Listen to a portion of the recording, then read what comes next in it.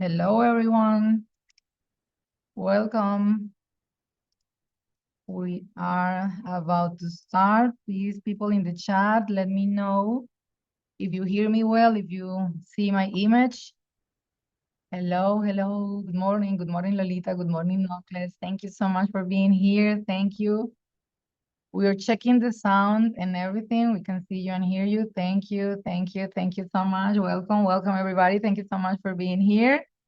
Oh, I love when the chat starts like moving. It's really exciting for me to see people attending, people here with us. We are getting ready for you guys. It's gonna be a really exciting morning, and we are about to start. So it's really a pleasure for us to be here with you guys. Um, Thank you, Julia. Thank you so much for that. Okay, so good morning, everyone, and welcome to the Atlantis University Business Summit. We are just setting a couple of last details in the studio because we're gonna be broadcasting this from our AU studios. I'm in the same building, but I'm not in the same floor, so we are about to start in 3 minutes exactly. We are officially kicking off this Business Summit 2026. So give us just one moment and we'll be right back, okay? Thank you so much for being here with us.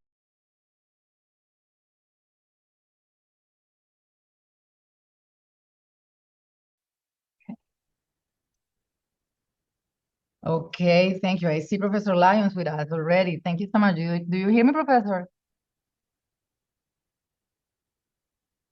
I don't hear you. Hold on.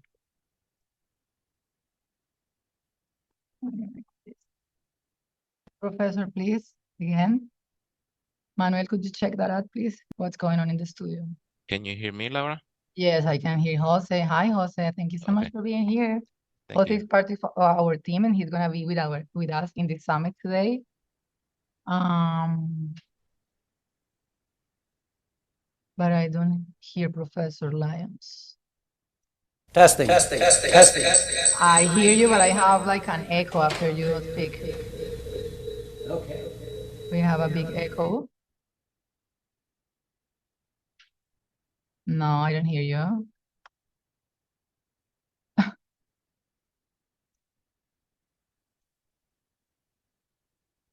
Yes, Erica. Yes, we are working on it because we don't have to have that echo. So give us a second. Yes, this is part of the life. You know, sometimes these things happen, but we are fixing it already. So no worries. It's gonna be just one moment. Thank you, Julian. Thank you so much.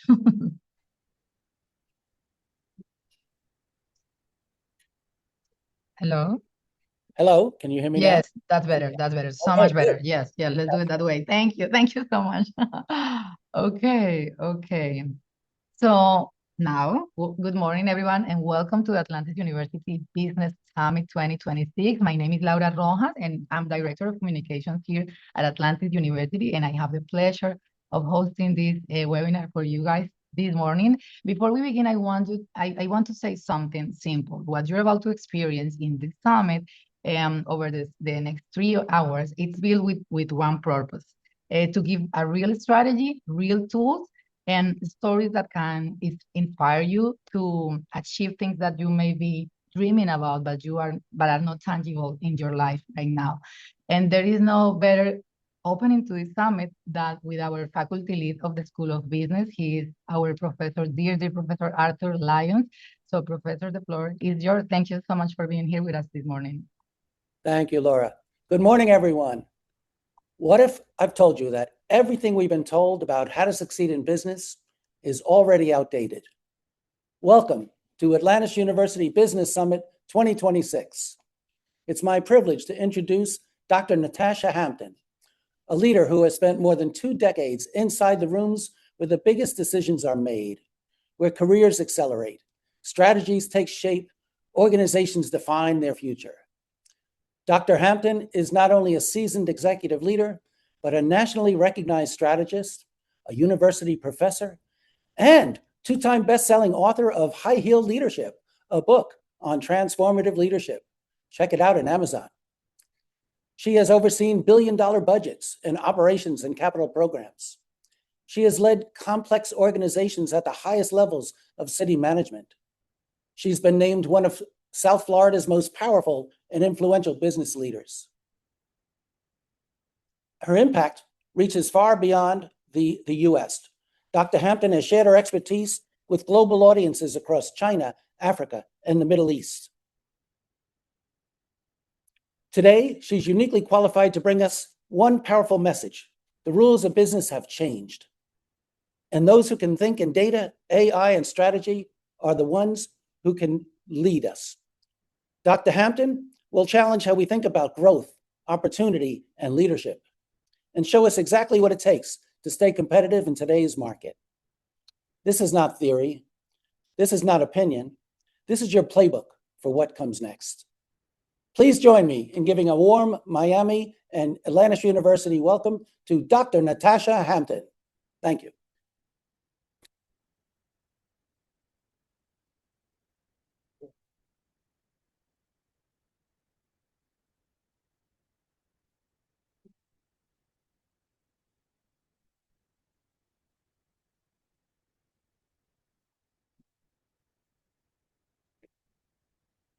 Where's the PowerPoint?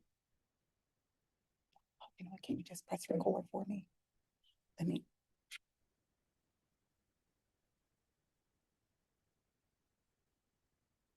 Where's the PowerPoint? Who's doing the PowerPoint?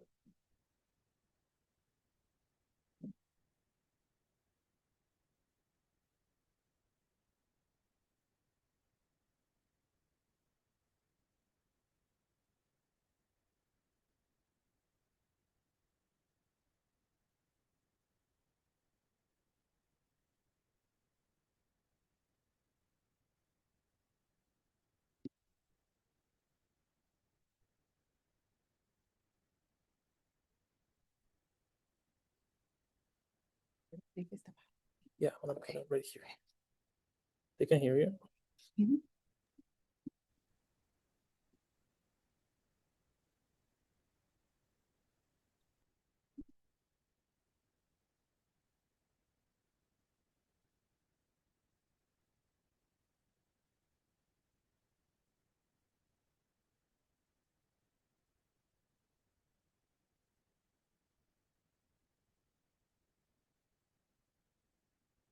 The PowerPoint's right there.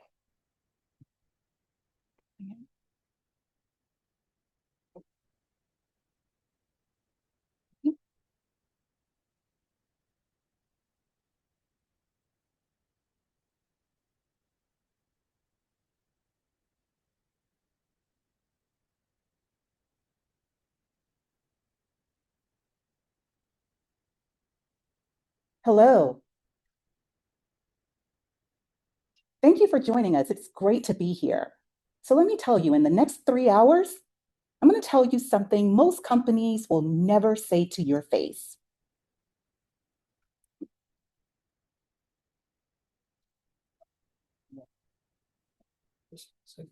Like that. It's your camera turn.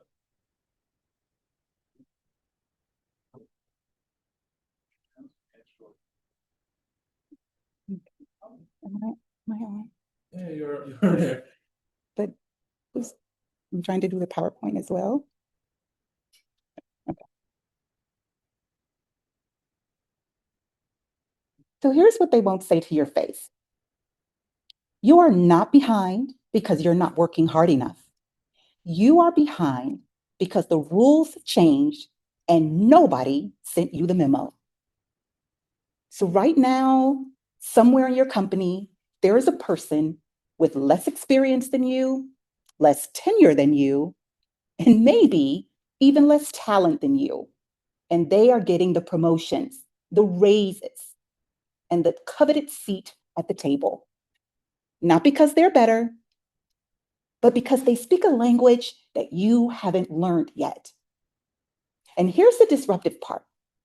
That language isn't the hustle. It isn't work harder. It isn't even be more strategic, whatever that's supposed to mean. That language, it's AI fluency. It's data fluency. It's the ability to walk into a room with a dashboard instead of an opinion. And in 2026, that's not a nice to have.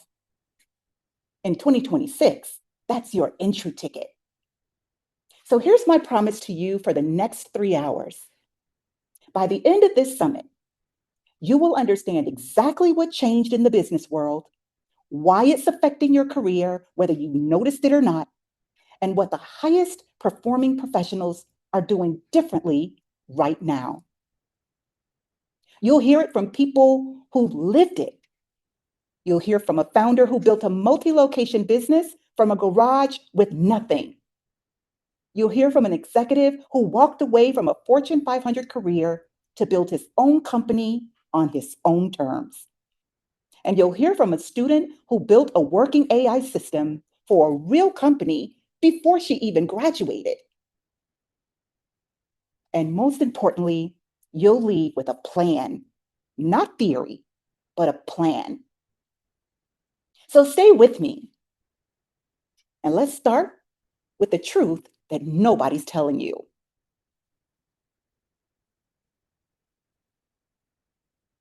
So before we go further, let me tell you why I'm standing here. I've spent my career inside the rooms where these decisions get made, where companies decide who gets promoted, who gets let go, and what skills actually move the needle when budgets get tight and the market gets uncertain. I have watched brilliant, hardworking professionals get passed over, not because they lack potential, but because they were optimizing for a version of business that doesn't exist anymore. And I've watched the opposite happen too. I've watched people who seemed completely average suddenly become indispensable because they picked up one specific skill, a specific skill set at exactly the right moment. Listen, that's not motivational talk. That's almost 20, almost 30 years of pattern recognition. And here's the most common mistake I see across industries, across titles, and across continents. Professionals assume that loyalty, working harder, and longer is what gets noticed. Don't worry, if that's you, that was me too at one point. But I can tell you that it's not. And truthfully, it never really was. But today, we are going to show you the data in a minute. So if you've ever felt like you're doing everything right and still not moving forward, you're not imagining it. And you're not alone. So let me show you why. The old belief is this. Let's talk about this for a second. The old belief is that if I work hard, deliver results, and stay loyal, I will eventually get recognized and promoted. And for decades, that was mostly true.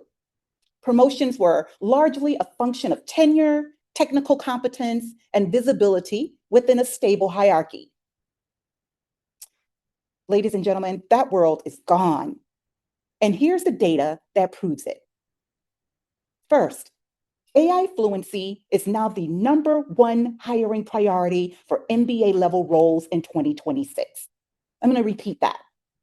AI fluency is now the #1 hiring priority for MBA level roles in 2026, ranked above leadership, above strategic thinking, above communications. For the first time ever, employers are saying, we'll teach you the soft skills. Because what we need from you on day one is that you already understand how to work alongside AI. That's not a trend.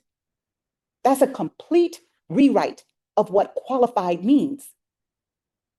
Second, only 6% of companies are actually generating real enterprise-wide value from AI, even though 88% are using it in some form.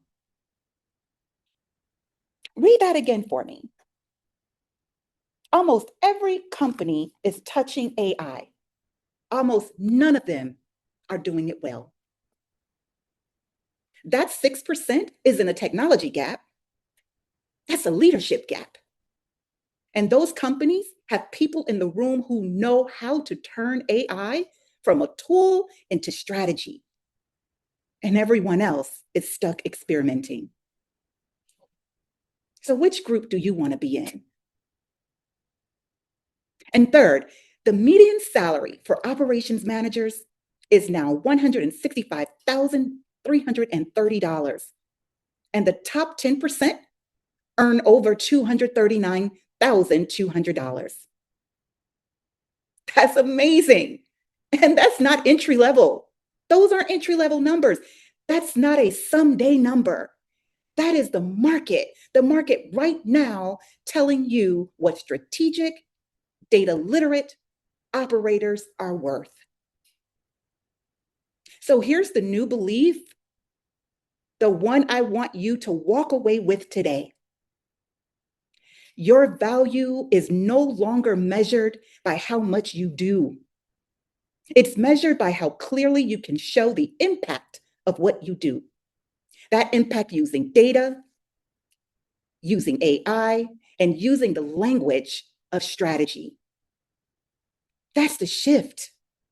That's the change.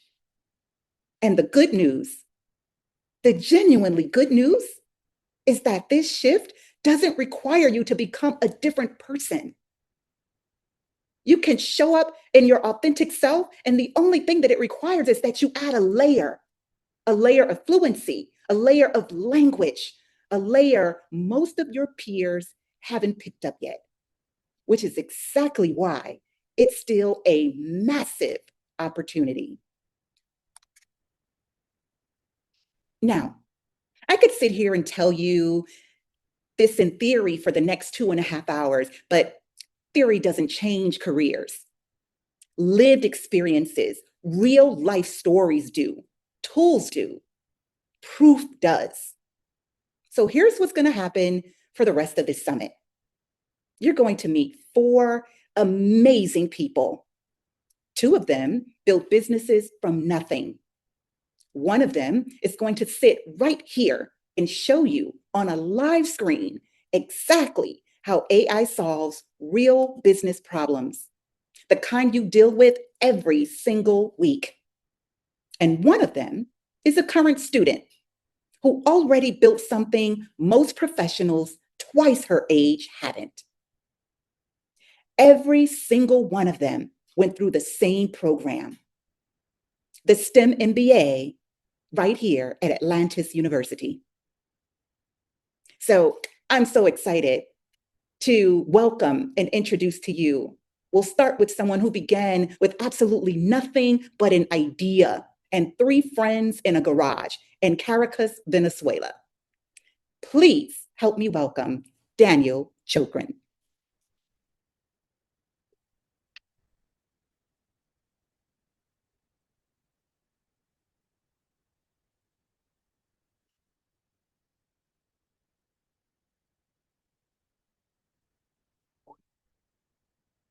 Change the.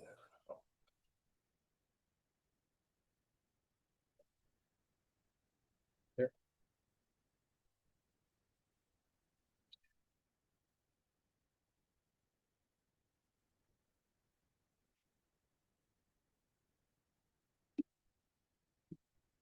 Ready? Hey everyone. First of all, thank you Atlantis University to invite me to this summit. Super happy and excited to be here with you guys.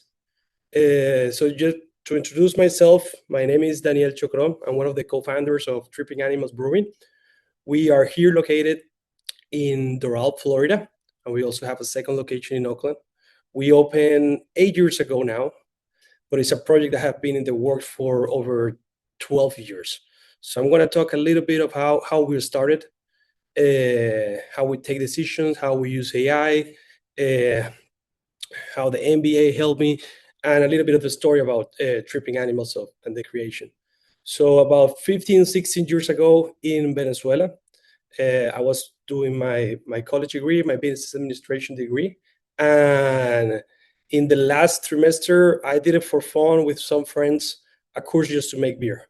I had the opportunity to go to England after high school to study to study English, and I tried a lot of beers. Like when I go back to Venezuela, there was no craft beer. There was only mega beers, not too much flavor. And after going to England, I tried a bunch of different variety of beer.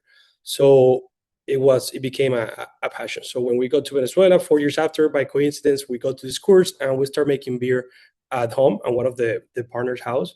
And at the beginning, it was just fun. It was every Saturday barbecue, making beer, having fun. And the time started passing and passing. We were doing it, and then people, hey, what you guys don't sell? Hey, what you guys don't start sell your product? What you guys don't start sell your product? And I think 4 or 5 months out, we start, okay, let's make this a business. We create a brand, we start selling, we start hitting accounts, we start hitting restaurants, bars. And the bigger thing was the impact of culture of Venezuela. There was not too much education about craft beer, and it was very pricey to get all the raw materials. We had to export it. So with that in mind, we set up to, you know what, let's see what opportunities are out there. And that's when we decided to come here to Miami, Florida, to open a brewery. And now after 10 years, we managed to open it. We run a full tap room, full food. We have distribution. Florida is our biggest state. And apart from that, we distribute to other 20 states, mostly very craft beer niche.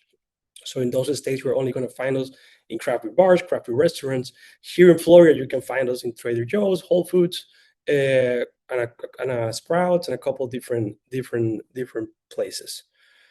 So the story before the MBA and now with the MBA, you know, one of the nice things. So when we opened, it was new country, new laws, new everything. We didn't know too much about how things work here.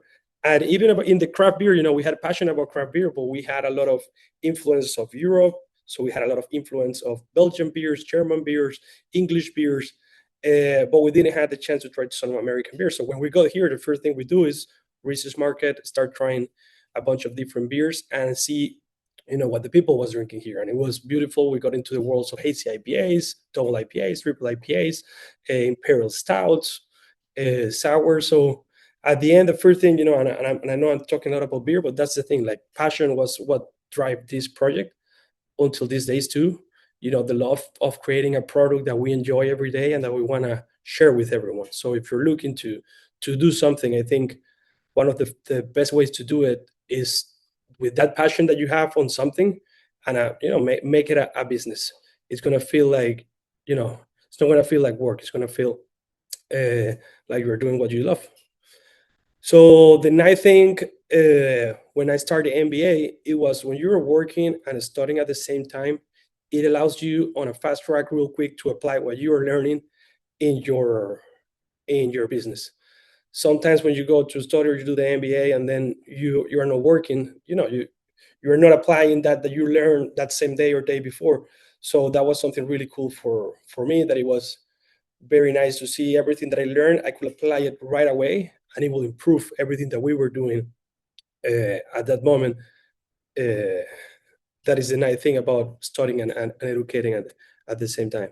So the bigger thing, you know, when you want to do an MBA or study something, is mostly to improve as a business leader, to improve as an operator, to have more knowledge. You know, at the end, we never stop learning. We don't have all the answers.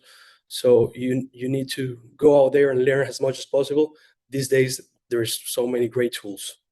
So the bigger things, you know, once you start applying a lot of what you learn, so you start making, you know, more educated decisions, in the sense of, you know, let's get some data, let's see. And these days we use a lot of this, you know, what are the beers that are selling, the pricing, the profits, where should we price our beer, the competition, and like our model have changed a lot. And this model changed a lot because of the data, like keeping actual current data of our business.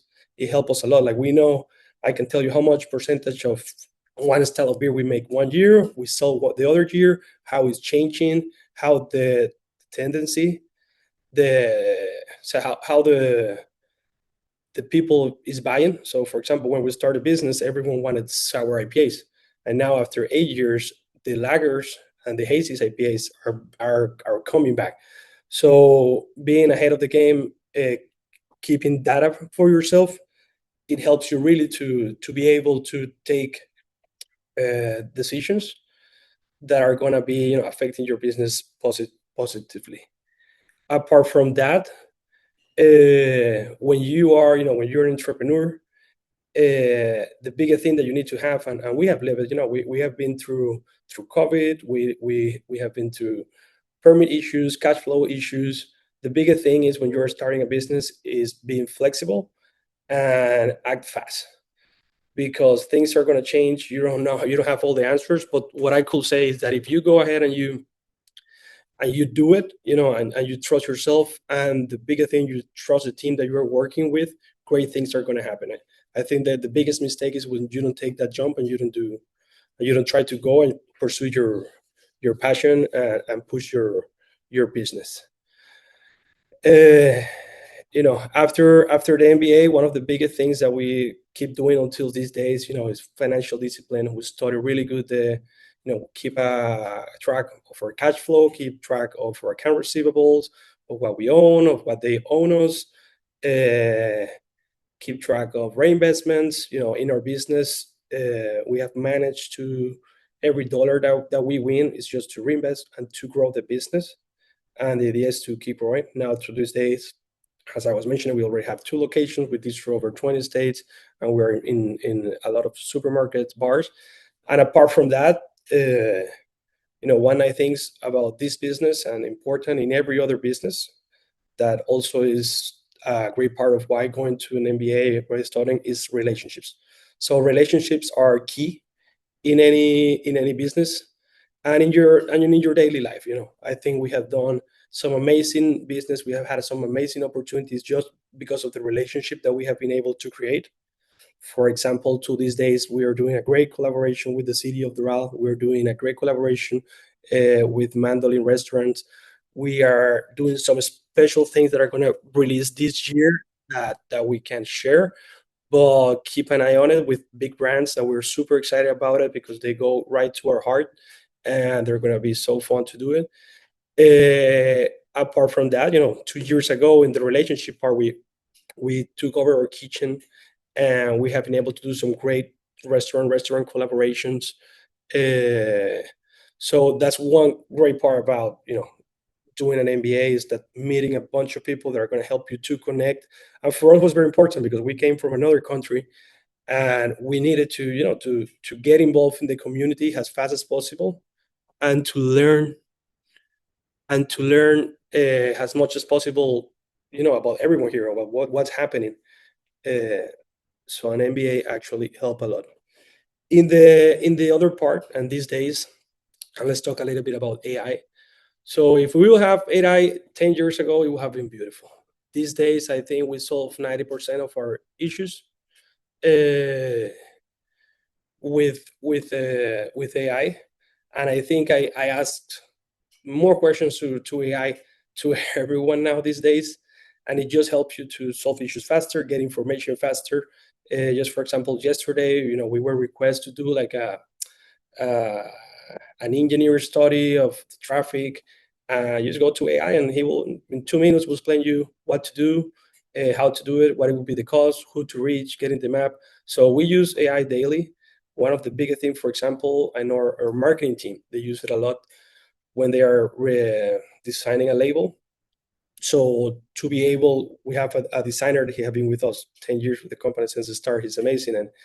And sometimes to pass the ideas before, one of our founders, he will paint it and he will send it, and now with AI, we have, it's just great to build the idea, and then we just make it, trip it, and elevate it.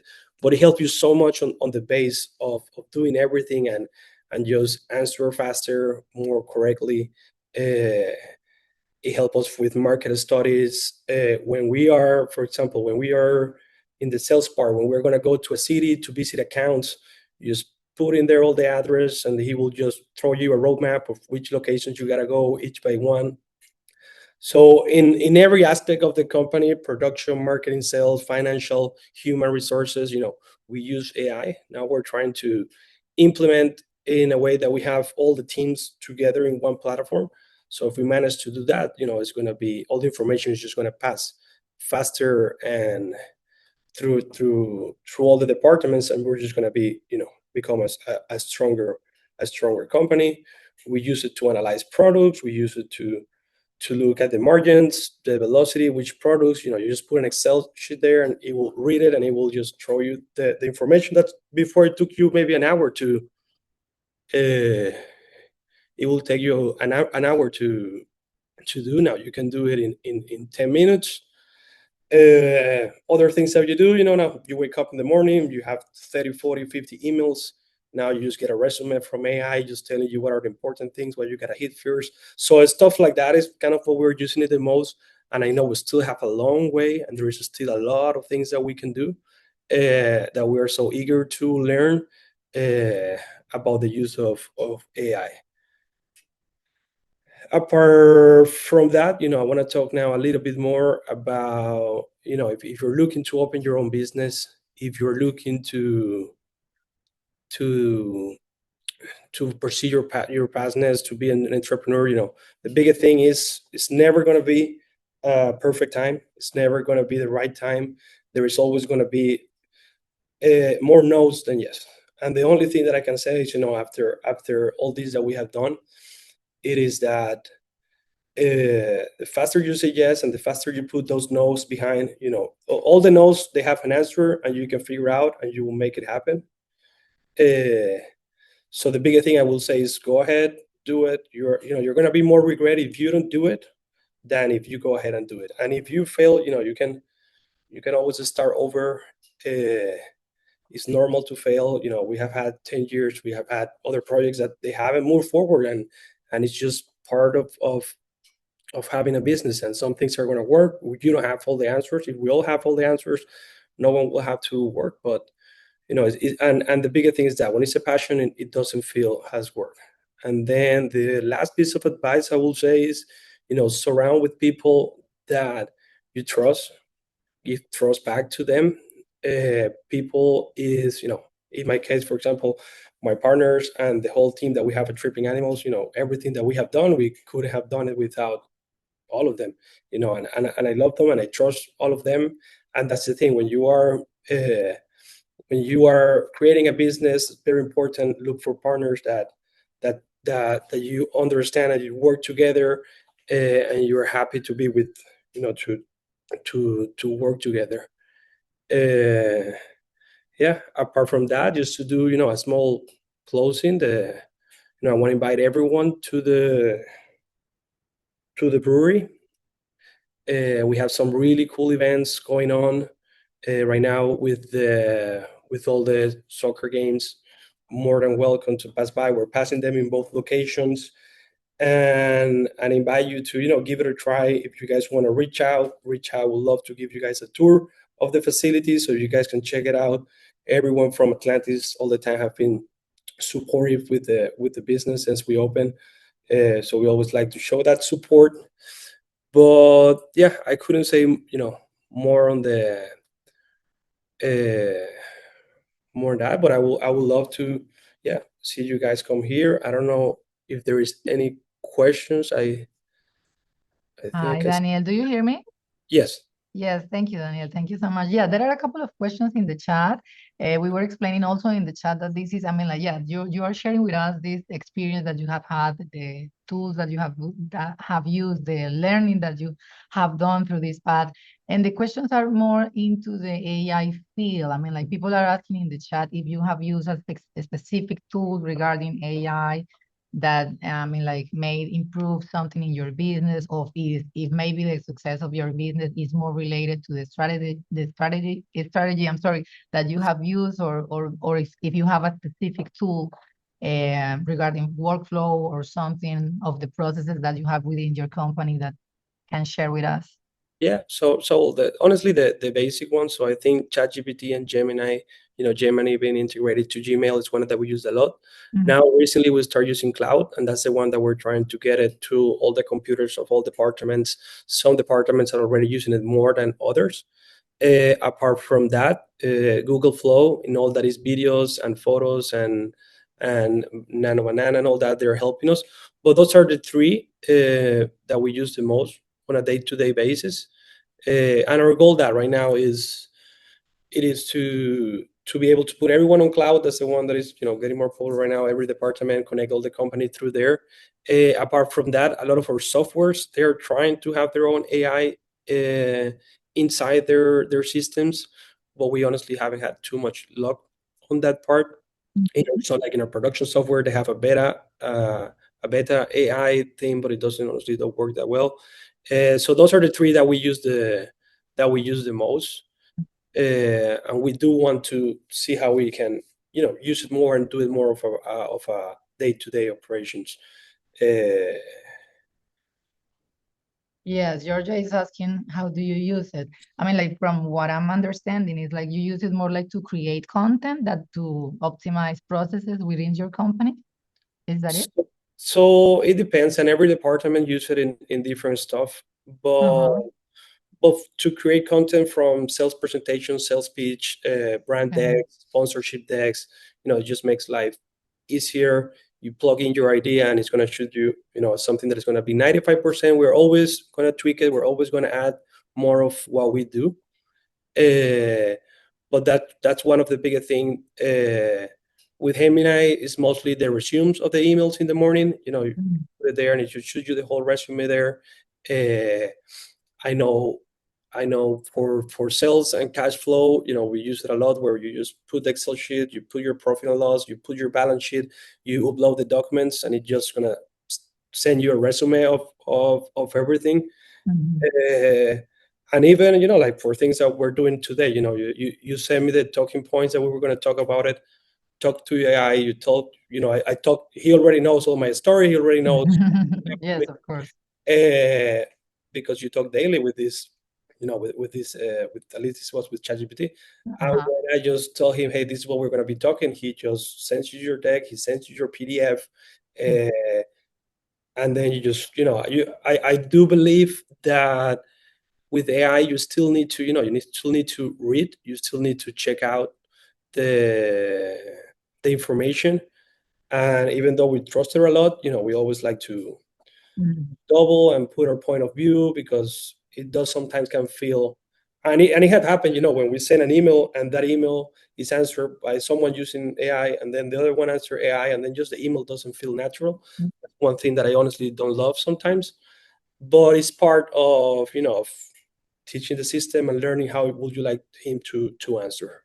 Yes, yes. And one final question, Daniel, before we let you go, will be like, if you have to, like, on top of your head, think of how many hours per week do you save, like, using these AI tools now that you learn how to use them and to optimize some of the tasks that you used to do like manually. How many hours would you say do you save on the weekly basis using AI? You can cut 2 days 2 days of the week easily. I believe 2 days of work using AI. Yes, say of it's and sometimes even more. The thing is that now with AI, you cut some time, but now you want to do more. So working, Yes. reality is, if we keep our same process, our same systems, and we just, just put them through the AI's pipeline, yes, you're going to save 2-3 days of work. Yes, for sure. At the end, what we're trying to do is always to improve, to do more. So it's just a tool that helps you to do things better. Thank you. Thank you so much, Daniel. Thank you so much. I think that will be all. And to the people that are asking in the chat, I think the next guest will be more adequate to answer those questions that you are specifically asking about AI agents. But thank you so much, Daniel, for sharing with us your experience. It's really helpful and inspiring to know that you have achieved so much in this country. Thank you so much. And congratulations. We love your brewery. Thank you so much. I appreciate it. Thank you, Laura. Thank you. Bye-bye. So we're gonna welcome again Dr. Hampton, because she's gonna introduce our next speaker. Our next speaker is gonna be ideal for all the questions that we have in the chat right now, because he is like the AI specialist that we have today in the workshop. I'm sure that you're gonna enjoy it. Thank you, Dr. Hampton. Welcome back. Thank you so much. Thank you. And thank you, David. Give David a round of applause. That was great information. I saw one of the questions that asked what's one of the tools that can be used for commercials. I can tell you, as a former chief of marketing and communications, one of the things that I constantly think about is how to increase utilization and also how to gain more folks to come into assets, into facilities. So I like to use LTX Studio or VO. Either one of those AI tools is great for starting to create commercials or movies. LTX Studio and VO. It's what I'm currently using right now, as a matter of fact. So that's one AI tool that I use. I'm certainly not an AI expert, but that's why Atlantis University is the perfect university to enhance your AI skills with a STEM MBA at Atlantis University. So thank you again, Daniel. So Daniel just showed you something important. And what I want you to notice is what it actually was. It wasn't luck. It wasn't the right connections. It was a shift. It was a shift in how he made decisions using data, using financial discipline, using tools that most business owners never learn. Now, I want to take the idea and make it completely concrete, because in a minute, you're going to watch something most people have never seen before. You're going to watch a live demonstration on a shared screen of AI solving 4 real business problems from start to finish in real time. Not a slide, not a case study, but live. So by the end of this next session, you will have watched a full week of business operations, a sales proposal, an executive report, a hiring process, and a board presentation get completed in under 40 minutes. And you'll see the exact dollar value of what that means. I'm so excited. So John Castano, the floor and the screen are yours. Thanks, Tim. Good morning, everyone. I hope everyone is doing well, and I'm so excited to be here with all of you. So let me know on the chat, please, with the number 100. If you are here alive with us, just put the number 100 on the chat.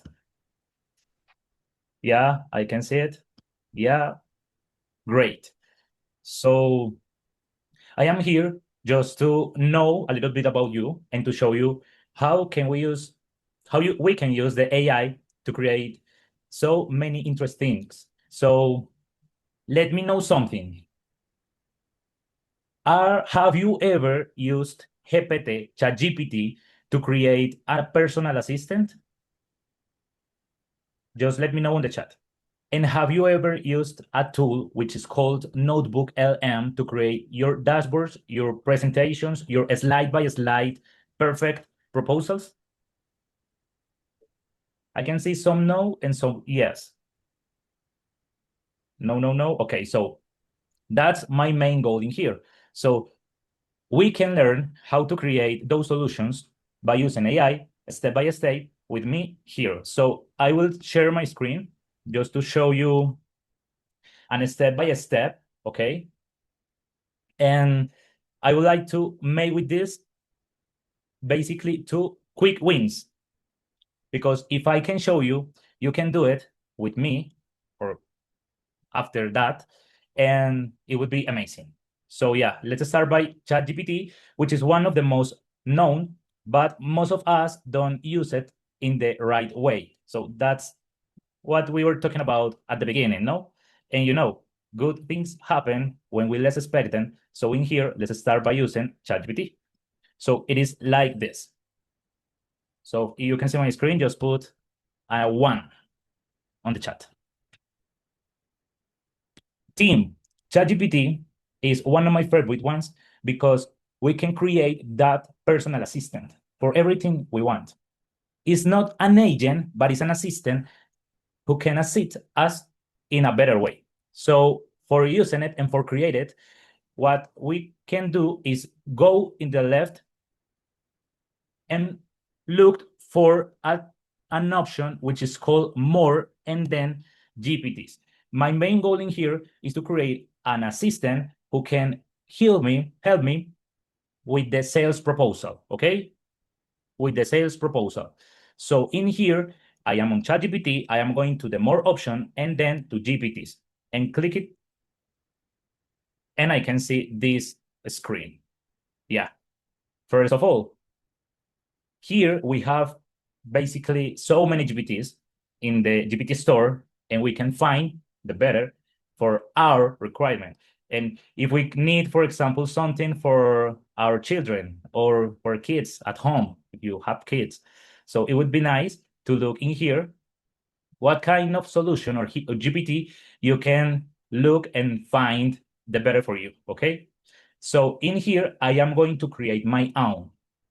To do it, just I can see that on the right side, I see a button which is called Create. That would be the place where we are going.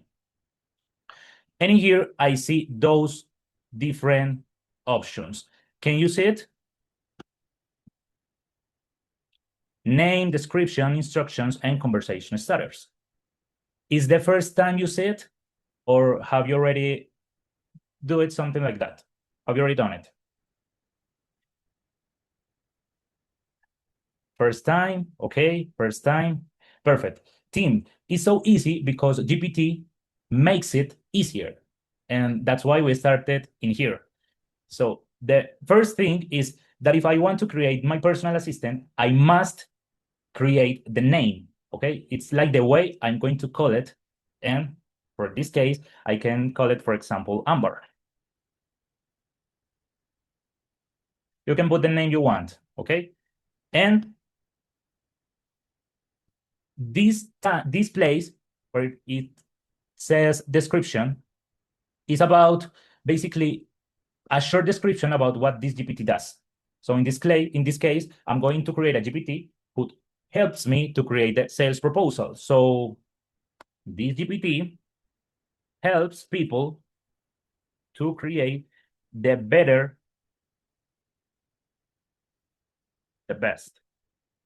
sales proposal for your company, okay, or for your business, for example. And here is the most important place, team, instructions, because in here we need to do it as a professional. And in here we must create like a brain. Just figure this. Do you know who is Frankenstein? Yeah, the zombie or something like that. Just figure out that we are going to create a Frankenstein. And we're going to open the head and just to put it, a brain into it. And that brain is this place, basically the instructions that we're going to give to the GPT. In a different day, I want to create a GPT that helps me with reports and to analyze data.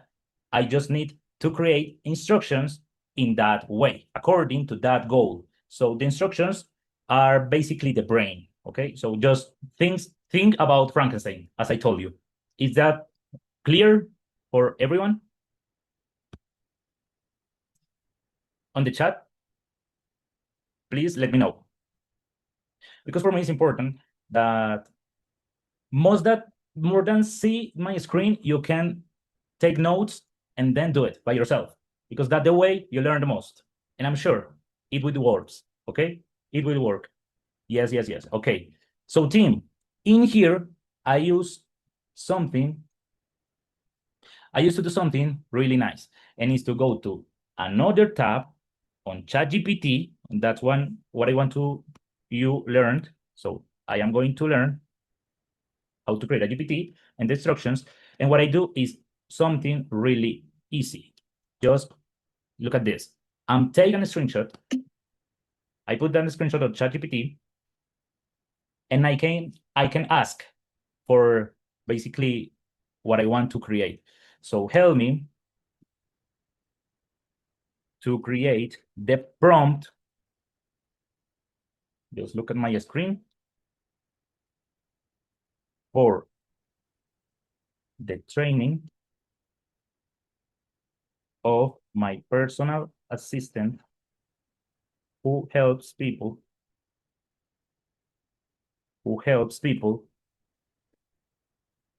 with sales proposal. Be sure of include, be sure of include a complete prompt that works for any company. And the most important thing is that this GPT can be useful and totally like warm, for example, because that's the way it's going to be. If you want something really good, you must like be sure of say those things. So in here, I got a specific structure. Who knows what is the name of this text, of these basically training instructions? What is the name when we are talking about artificial intelligence? On the chat, if you know. Prompt. Yeah. And the prompt is basically the instruction, okay? So in here, we got something really good. Just figure out that you are not expert on AI. And even if you're not, to create this is really easy because I haven't done something hard. Just ask in clear words what I need and what I want. So in here, I can copy this prompt, as you can see on the left, and then go back to the other tab, and in here, just to paste the instructions. I want you to see something interesting, and it is about the characters, okay? In here, the instructions cannot be longer than 8,000 characters, so something that we can do is to say it on the ChatGPT conversation we are having with it. So in this case, I am going to get a new version, and that new one would be also shorter. So let's see, and just let's see a little bit about what we have. We have behavior rules. It is proactive and supportive. That's important for me. Default proposal structure, title, introduction, client context, main objective, proposed solution, scope of work, benefits and expected results, methodology or process, timeline, investment, why chose us, next steps, that looks nice, and tone guidelines. Let's copy it and let's paste. How do you feel about watching this? Easy, hard? Be honest, please. And in here, team, I must be sure of don't include this first line because it's not necessary. Just start right here. You are a warm, strategic, and professional AI assistant specialized in helping people and companies create persuasive sales proposals. Your main goal is to help users build, improve, and personalize sales proposals for any company, industry, product, or service. You adapt to the user's business model, target client, offer, tone, and commercial objective. You behave like a senior sales strategist, proposal writer, business consultant, and client success advisor. Your style is human, friendly, clear, practical, and commercial intelligent. Never sound cold, robotic, generic, or overly formal. Your priority is to help users create proposals that make the client feel understood, clearly show the value of the offer, reduce doubts, and guide the client toward a natural next step. What you help with? You help users create or improve commercial proposals, service proposals, consulting proposals, marketing proposals, training proposals, software proposals, B2B proposals, B2C proposals, pricing sections, scope of work, executive summaries, value propositions, client pain points analysis, benefits, follow-up messages, proposals, emails, WhatsApp, sales messages, objection handling, closing arguments, and proposal presentations. Team, basically, as you can see on my screen, we have a complete trained GPT. And I just make the request. And then the AI gave me the prompt. I didn't create the prompt. The AI created. So you can see basically the value of this using AI to create an AI.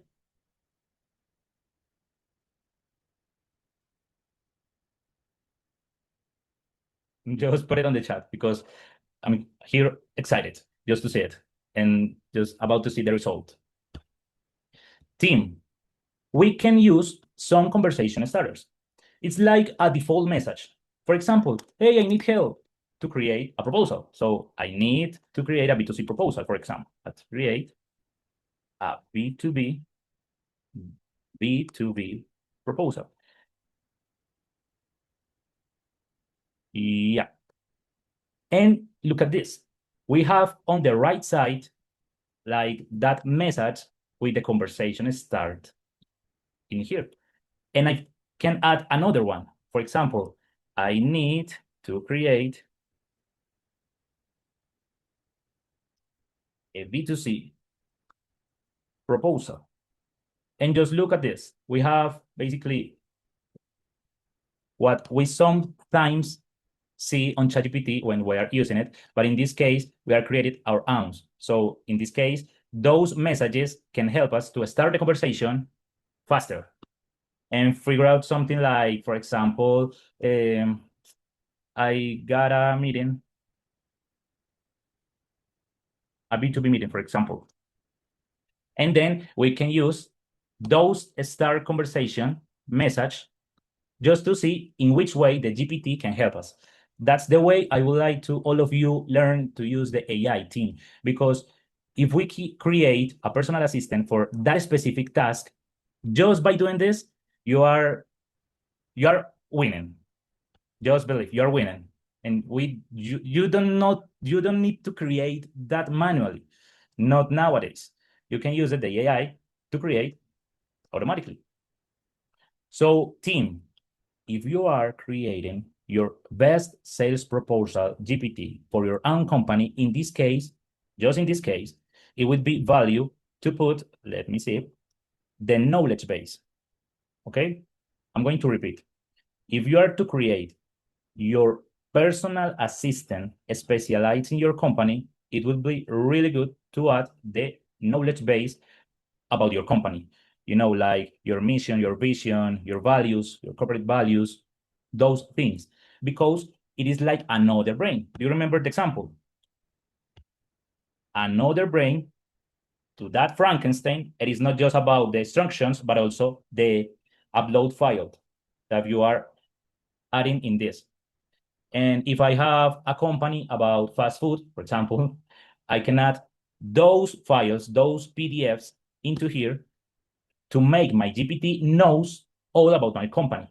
And that's the way it will be perfect, better.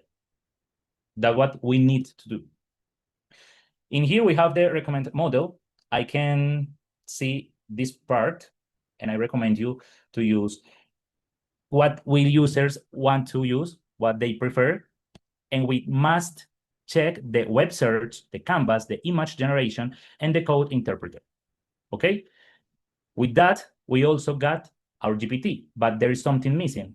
Who knows what's missing? And I can see if you're paying attention.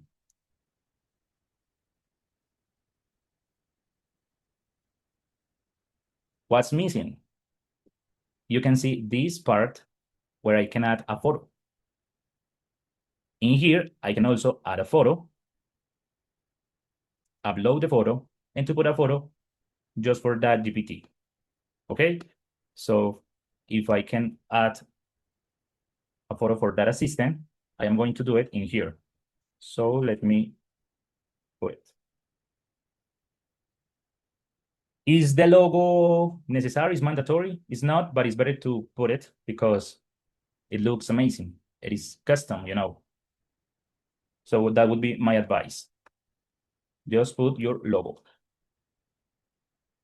That personal assistant is a GPT. I'm going creating. We are creating that GPT. And the best thing of this team is that that GPT is trained on that specific task. That's the difference between creating a GPT and using ChatGPT, as all of you use it, or Gemini or Claude in the way we already use it, because we're training with these capabilities about sales proposal, okay? So I'm going to put the logo into it, and it would be done. Let me, for example, put this.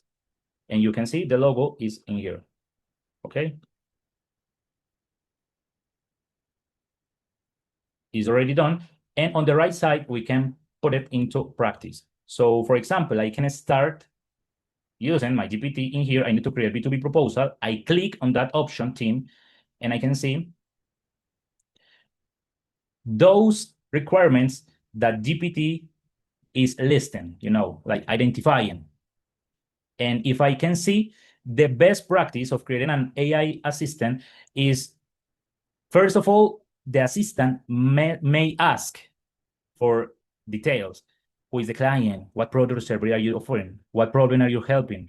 What outcome or result do they want? What is included in your offer? What is the investment price? What tone do you want? If your GPT starts by questions, it's a sign that is done in the right way, okay?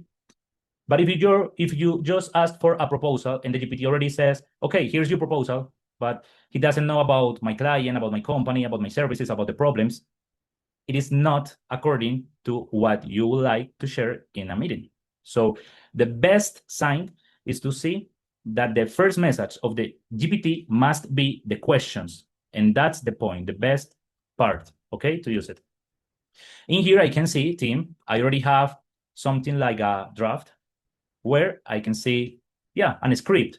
But what would be the best practice? Start answering all questions that we got. In that way, we can do it personalized. How do you feel so far on the chat? Is it clear? It was hard? It was easy? Did you already know this? I can see some questions on the chat. And what is the difference from cloud projects? In Claude, which is a great tool, team, we can create something with more level, like let's figure out this. We are learning AI step by step. And before you know how to run, you start walking. And ChatGPT is perfect for start walking. And I know most of you know ChatGPT, but I know most of you don't have GPTs. So today, just figure this, quick win. John says that we need to create our own GPT. And ChatGPT is the perfect place to start walking. Then we can go to Claude and to create projects with some code, because Claude also has more tools. And even we need to know a little bit about coding, but don't think about run, think about walk in the right way and create your assistant today in this excited AU Business Summit 2026. And you're learning so much. So in here, your goal is to put it into practice, okay? My ChatGPT does not give me the options to get an assistant. Georgia, in this case, we need to upgrade your plan to a $20, and that's it, basically, okay? It is not available on the free plan. That's it, Tim. But it's as easy as you can see on my screen. So in here, we have basically a personal assistant who can help us with our proposals. John, but if I have a friend, a brother, my wife, my husband, who needs to do a different proposal about his or her company. Yeah, okay, that we can do it. How would be the better practice, team? The best practice? Just create an assistant specialized on the company with the knowledge base about your information in here. In this case, if I want to make this GPT the best about Atlantis University and creating proposals specific for Atlantis University, in here, I can put those specific information, okay? If I can do it generally, that's done, that's all, and I got my GPT created. Just the last click is in here on the top of the right, and I can see the button create, just one click, and my GPT is created. Okay, team? I'm going to share this GPT with all of you on the chat, because you can try to, to explore what I've created, and that saved. Click on saved, and we have it. When you create your GPT, team, you can get private for only you, with anyone with the link can access. And in this case, I'm going to share my GPT with all of you. So what I need to do is to copy the link for access to my GPT. Okay, that's it. So I'm going to give you, in the Atlantis University name, this GPT is a proposal is a sales proposal GPT done for you. So just use it, and it is in here, GPT. And you can use it right now. It is on the chat. Yeah. Team, there is another critical problem that we used to find in our companies, and it's about create the dashboards, the slide by slide, but in a perfect way, but not with a designer because it takes too much time and I need faster. So in that case, team, I'm going to give you some interesting tools, okay? So the first one is Gamma. You can see on my screen the Gamma app. So just look in Google for Gamma, okay? And just see when you put it on the search that there is a tool which is called Gamma app. This tool is a good option for those who want to make it right, you know, like beautiful, yeah. And this is the first option. I'm going to show you more than one. So in here we got Gamma. I'm going to share the link on the chat also because all of you, I hope, are going to put it into practice. On the chat, I can, yeah, I send the link on the chat. So just let me know if you receive it, please. On the chat. Okay, let me share for everyone. Okay, team. Technical things, but I love them because I can see you are here with me and you don't put just the screen and we're doing different things. You are in here, so that's nice. And we got the link and the GPT. It's all you. Yeah. Team, Gamma is a good tool to create those presentations. And just think about that meeting you have to get with your team at the middle of the Monday and at the middle of the week, or whenever. So in this case, we can create our presentation with different options. If you don't know Spanish, so that's nice because you can see some words in Spanish. So just look the good things of everything, okay? We can generate a new presentation. We can paste the text. We can create from a template, and we can upload an URL on a PDF, for example, to create that presentation. Team, I can generate from zero, and I'm going to try this one. So just generate. This tool is Gamma app, okay? And just with a click, I can start putting the information. So in here, I want to create a presentation, team, about, for example, this business summit. There was a landing page where all of you registered, and I want to create a presentation for this event, for example. So one thing I can do in this case is to copy all the information and to paste and in Gamma. So I can do something like this. It's one way, but not the only one, okay? I can copy all of them, and then I can create my presentation in here, yeah, from zero with a new one, create a new one, if I select the option generate. But there is another one, what I like the most, and is import or upload our file or a URL. So in this case, if I select generate, as I did before, so in here, I can paste the information, team, in here, the information, okay? Just think about, basically your business report, your sales report, or something that GPT already gave us, as we can see in here in the other tab, because we can get proposals. But now the proposal is so formal, it's like an email, but I want to create a presentation, a beautiful presentation with that information. That's the step that we can follow. So in here, we can edit instruction in here, team. Okay. And then Gamma is going to create for us, team, just generate in here those information into a better way, like beautiful, like visual. That's the goal of Gamma.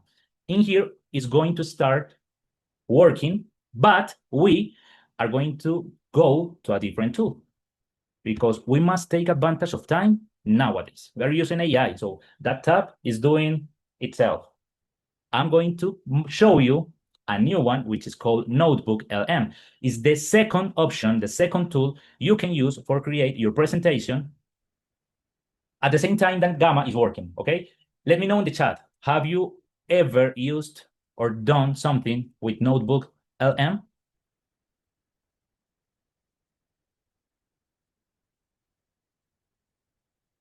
Be honest on the chat. Just be honest. We are here learning, no? That's the main thing in here. That's why we are here this beautiful Saturday morning. Okay, team. So Notebook LM, this is the name, and the link is on the chat also, team, is another tool from Google, as you can see, Google on the link, and it's beautiful because there is a way to create presentations about whatever you want easier, and even if you don't have the info. John, how you can do it? Just create an account with your Google email, would be the best practice, team. And then when you create your Notebook LM account, you can see that on the top, we can see this button, create new, okay? So in this case, team, we can create something which is called a notebook, okay? And there is a specific way to add the information. On the left, we can add PDFs, docs, web, text, YouTube, videos, you know, so many things, because YouTube is by Google, and Google is the owner of Notebook LM. So it's all integrated, okay? In here, in Notebook LM, let's see if we can put it into English. Let's see. Okay. It is because my computer is in Spanish, team, but the options are the same, okay? So don't worry. Basically, on the left side, we can add different searches like videos, PDFs, docs, web, text on YouTube videos. John, how you can use YouTube video to create a notebook? Easy thing. Just go to YouTube, for example, YouTube, and let's wake about independent. Let's see, independent.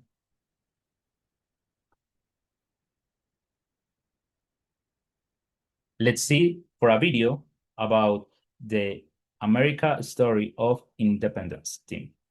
Okay, so I can copy the link of the video on the top. That's an example. And then go to Notebook team and add a new video in here. Add. This is the button. Okay, add. And then as I copy the link, I can select YouTube in here and paste the link. I'm going to repeat it, okay, slowly.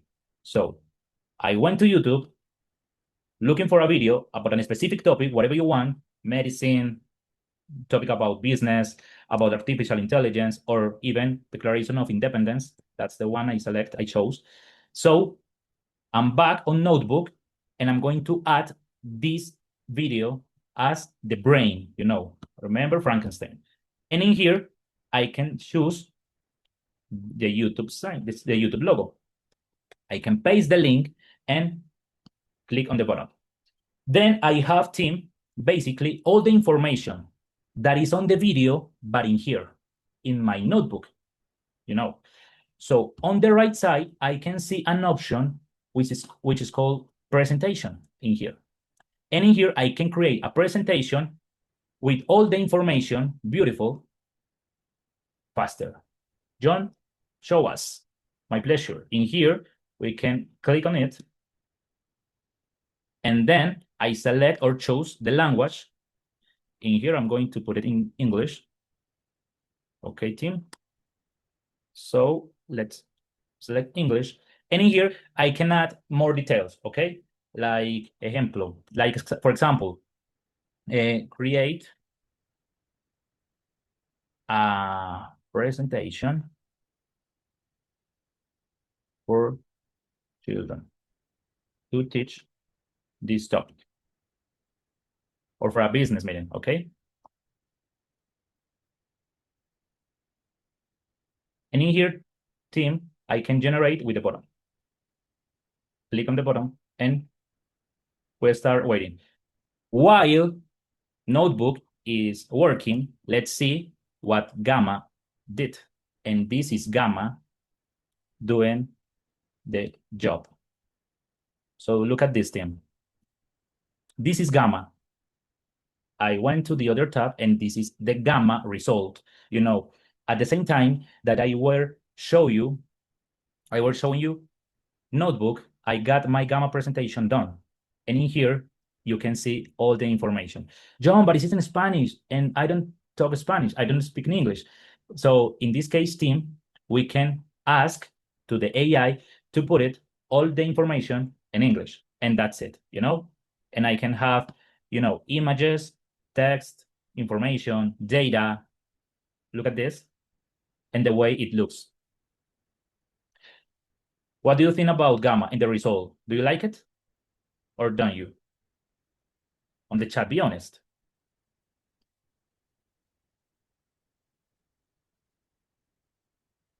On the chat, I am showing you the Gamma tab. So let's see. Then let's try again to show the screen because probably it's my computer team. Yeah, we're finishing in here. So just look at this. This is the Gamma result. Can you already see it? On the chat. So team, that is a good way to create presentations. You can explore by yourself also. Can you see the Notebook LM screen? In this case, yeah. Okay. And in here, we got the Gamma. So let me just. Okay. Perfect. And in here, we got the Gamma presentation, the Gamma tab team. So what do you think about this result? On the chat, please. The Gamma result. Like it? Looks great. Like it? Perfect, team. In here, I can show you all the information about the event, you know, and it seems good. It looks professional. Look at this, like dates, data, images, you know, different things. So some tips. And in here, team, I'm gonna show you the result of Notebook LM, okay? Give me a second because my computer is uploading. So let's see. Before showing the last result of Notebook, I would like to know in the chat if you learned something in this part. If you learn how to create the GPT and your personal presentation in a professional way with AI. Who can name the apps on the chat? We learn about GPT? Okay, perfect, John. And what was the name of the other ones? Gamma, exactly. Yeah. And Notebook. Perfect. Perfect. That's it. That's your quick win. Okay. So I am just going to finish by showing the result of Notebook, and I can share the Gamma result also on the chat as a PDF because it's working, but it's because my internet connection, I guess. Gamma is working and you can use it really good. So in here, you can see my screen again. And we got Notebook LM. I can also show you that we can create a different thing with Notebook, not just a presentation. It can be an audio resume, a video resume, Even we can create questions about that information we put into Notebook LM. So that's really good. That's nice. In here, we got the result. So let's just finish by showing the result on Notebook LM. After that, team, Atlantic University team, and all people is in here. I can see so many people. Is there any question? How do you feel right now? Learning about AI tools, useful tools. Remember my main phrase. You can use the AI to create an AI assistant, Ask in the right way for that GPT instruction and you will get it. Very useful, much appreciated, perfect.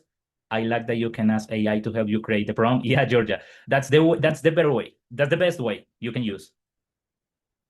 And not just figure out about sales proposal, figure out about even ideas for content marketing, or I got some students in different parts of the world, and most of them used to create assistant for example, create a routine, exercise, gym, a routine based on a brain, which is the best of nutrition, healthcare, and it's really good because you got your personal assistant and you can ask whatever you want because it's yours. So in here, the limit is the creativity. You got a new capability with me today. I hope you are going to use it because that's power. Knowledge is power when you use it. So team, just a minute because it's generating the presentation in Notebook LM, and I really want to show you the result because I also love Notebook. And just let me know if there's any question. How do I get a resume of your emails from AI?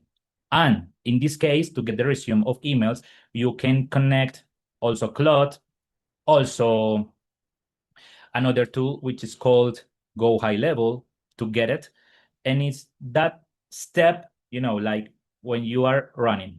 In here, we start walking in the right way. So is that possible? Also, it's possible.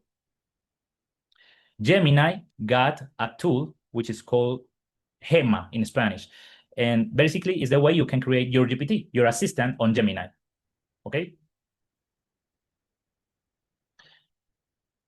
I am almost done. Let's see if we can see the result of the Notebook team. Can we use this to create a resume and how? So which tool, Jay? Claude, Gemini, Notebook? Will you be sharing the recording of this presentation so we can rewatch? That answer is what Atlantic University team is going to give you in some minutes. Apple or Android? Please, is there a better one? Okay, I use Apple devices, but I think it doesn't matter too much, okay? So basically, it's the one you can feel better, like comfortable and, those things. Basically, that's it. Team, and there is another tool, which is called Gamma. Don't forget it, because Gamma really helps to do the presentations. I am waiting for the result in the notebook, but until that, I would like to know with Laura if there is something else before finishing. Do you know which AI tool I can use to create an AI singer like I see on YouTube? Yeah, the tool is called, look at this name, and don't forget it, please. Zuno. Suno. That's the name of the tool you are looking for. Okay? It's easy. You can create songs. You can create the rhythm you want, and it's amazing. And you can use in a free, you can start use it in the free plan. Is SUNO. Suno. It's on the chat team. With N. Suno. Perfect. That's it. So let's refresh in here. You're welcome, Cindy.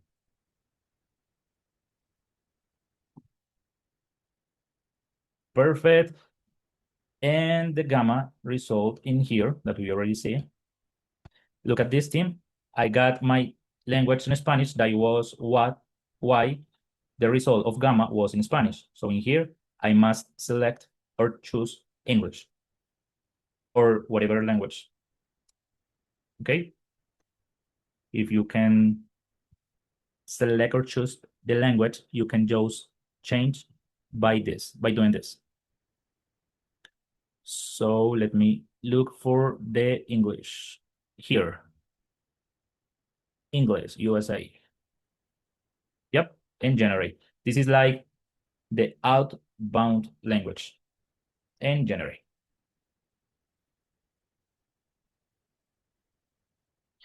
How to generate leads. Nilva is questioning on the chat. How can I generate leads? The strategy you must use to generate leads is basically to create a page or a website or a landing page, as you saw in the event, and to put a form into it. And then after the form is done, to start sharing information, important information, tips, value. That's the better way, not just to get the number of the lead, because it would sound nice to get 100 leads, but it's better to get, for example, 15 leads that are connecting to you, that are in here. There were so many people who registered in this event, more than 3,000 again, or 300, I don't know. But you look at this, we're almost 100 in here. So not all of them are really interested of learning AI or improve in their job. So more than the number, figure out and think about, the compromise, the lead that is with you, that is, looking for the new email, for the next notification you are going to give. That's the best focus you can be on. Team, look at this. In a second, Gamma recreated on English. You can see my presentation on English in here. Is Gamma result?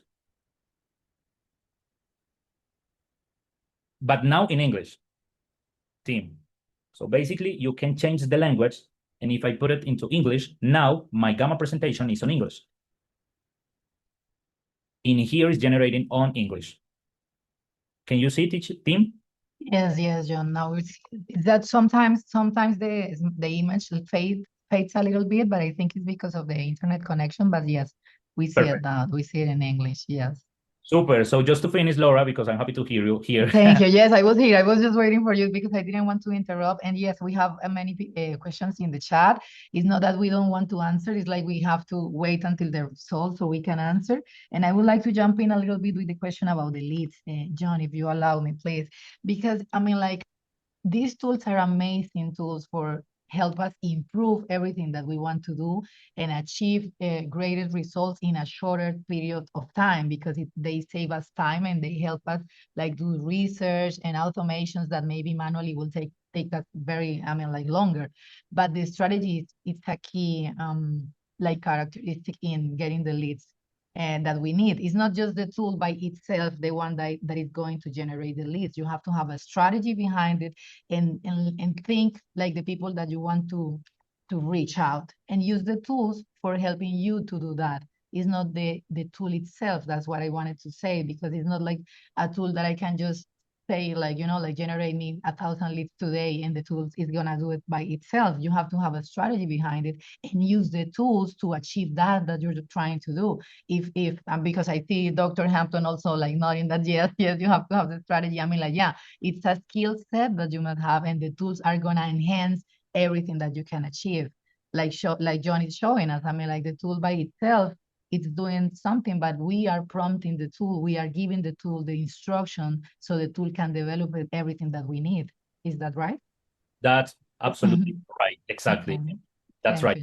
And if I can add something about those facts that Laura is saying, team, just focus on the customer. There is something which is called customer centric, the experience of the customer. And if the experience is the best one, we can, some days, can send an email with an important tip. And another day, we can send a gift. And in a different week, we can send for example, a free tool or coupon, something like that, like a discount. So in this case, if we put the customer in the centric, like customer centric, that's the concept, that's the name of that, we are going to get not just leads by numbers, people interested in our products, in our services. That's basically my recommendation. In here, just to finish, Tim, because I know you got so many information in here, but you are going to get this recording. We got the result of Notebook LM. And the only thing I want to see on the chat is what result is better for you. Just look at this. This was the gamma result in English, as you can see. This first one, the black one, is the gamma result. Just look at this in English. And on the other tab, I got the Notebook LM result. So the Notebook LM is the white one in here. Yeah. I can edit all of this, Tim, by using this button, you know, even I can change the colors. I can do whatever I want because this is absolutely possible. And as you can see, they're totally different, you know, but those tools are useful because I don't know about those topics, but for example, for the blueprint of liberty, in this case, about the independence, I can use a YouTube video to put it into my brain, like the Frankenstein I told you. Okay, team? So what is better? Which one looks better for you? Notebook, okay. And the other people, where are you? Awesome, Notebook look better for corporate presentation. Daphne, perfect. So it's your time to put it into practice, to go beyond, to learn how to use it, because it's easy. As you can see, we learn how to walk in here, and probably we will see each other in a different day, and we can go and learn how to run, because I also would like to see you again. Okay, team. Laura, we are done. Thank you so much, John. Thank you so much for this information that you have shared with us. I think one of the, as you were mentioning, like the key points here, it's like open our minds to these new tools that offer us so many advantages and help us do our work not just easier but more effectively. That I think is the biggest takeout. And to the people that were asking if we were gonna share this recording, we're gonna share like a guide with the tools that John used in this presentation, and like a set of steps that you can follow, so you can also explore yourselves these tools that John just shared with us. Also, we're gonna send again the links of the tools in the chat. And also, a person was asking if you could use the GPT that you created, John. Thank you so much for that gift. Of course, you can use it. That's why John gave us this, so you can explore the tool and you can know a little bit by doing all that you can achieve with these tools. So thank you so much, John, for your time, for your presentation. It's been amazing. Thank you. Laura, I was so happy to be here with all of you, and thanks to you. Honestly, thanks to you. Thank you. So, Dr. Hampton, the floor is against yours. We have Elias waiting for us to welcome him. So thank you so much, Doctor, for being here again. Thank you. And thank you, John. Let's give John a round of applause. That was absolutely amazing. So let's take a breath for a moment, because that was so much information. Let's just take a breath for a second. Right? It's so incredibly amazing of all of the tools that's out here. But what you just watched is 22 hours of work compressed into less than 40 minutes. That's not a party trick. That's the new baseline. And that's what productive means now. And as Laura talked about, I know that you're sitting with this question, but I want you to sit with this question. If AI can do that much of the execution, then what's left for you to do? The answer, and Laura talked about this earlier, is the thinking, the strategy, the decisions about where to point all of that newly freed up capacity. Because I'll tell you this, a vision without execution is just a dream. So you need the execution. You need to understand the data and how to read that data and how to then implement that data. So all of the AI tools that you've been presented with today, understanding what that output is and then how to implement that is how you bring your vision to fruition. And so we're really, really excited about this next guest. because he's lived both sides of this question. He spent years inside a Fortune 500 company, rising all the way to the executive committee. And then at the height of that career, he walked away to build something of his own. So he's going to talk about something I think is the single most underrated skill in business: the difference between fixing a problem and making sure it never happens again. Proactive approach. We love it. So, ladies and gentlemen, please help me welcome Elias Farah. Thank you, Doctor. Thank you. Thank you for having me. Thank you for allowing me the time to share my testimony, as you mentioned, on how my corporate ladder went through into now a business owner. And I just want to echo what you mentioned. What good is it to acquire all the knowledge and do not implement it, right? That's something that I've seen throughout my career in length and numerous amount of people, that they have all this know-how, which is extremely important to have, but just don't have the mindset to implement it, right? So I'll be touching base on three different points. One of them is, how did I grow in corporate America for a Fortune 500 company? And fun fact, Fortune 50 company. So it's one of those big ones out there. The second point is, what tool did I use, right, to outshine my competitors? Because that's what you have within corporate America. I'm sure you and everyone else, you mentioned your former TMO. So definitely know there's a lot of competition out there. And for everyone here as well in the audience, if you haven't experienced that competition, having a business has obvious competition, but being in the corporate ladder, you see that a lot, right? There's only one open position. You need to chase for that role, right? And the third item will be, well, being at a height of an extended executive committee, why would I move? Why would I step away? In order for me to share these three things, we need to know where we started, right? So I'll go all the way back to who I am, where I'm from, and then I'll slowly start going into that testimony. So like you mentioned, my name is Elias Faraj. Born and raised in Honduras. Despite not being in the World Cup, I'm proud being a Honduran, right?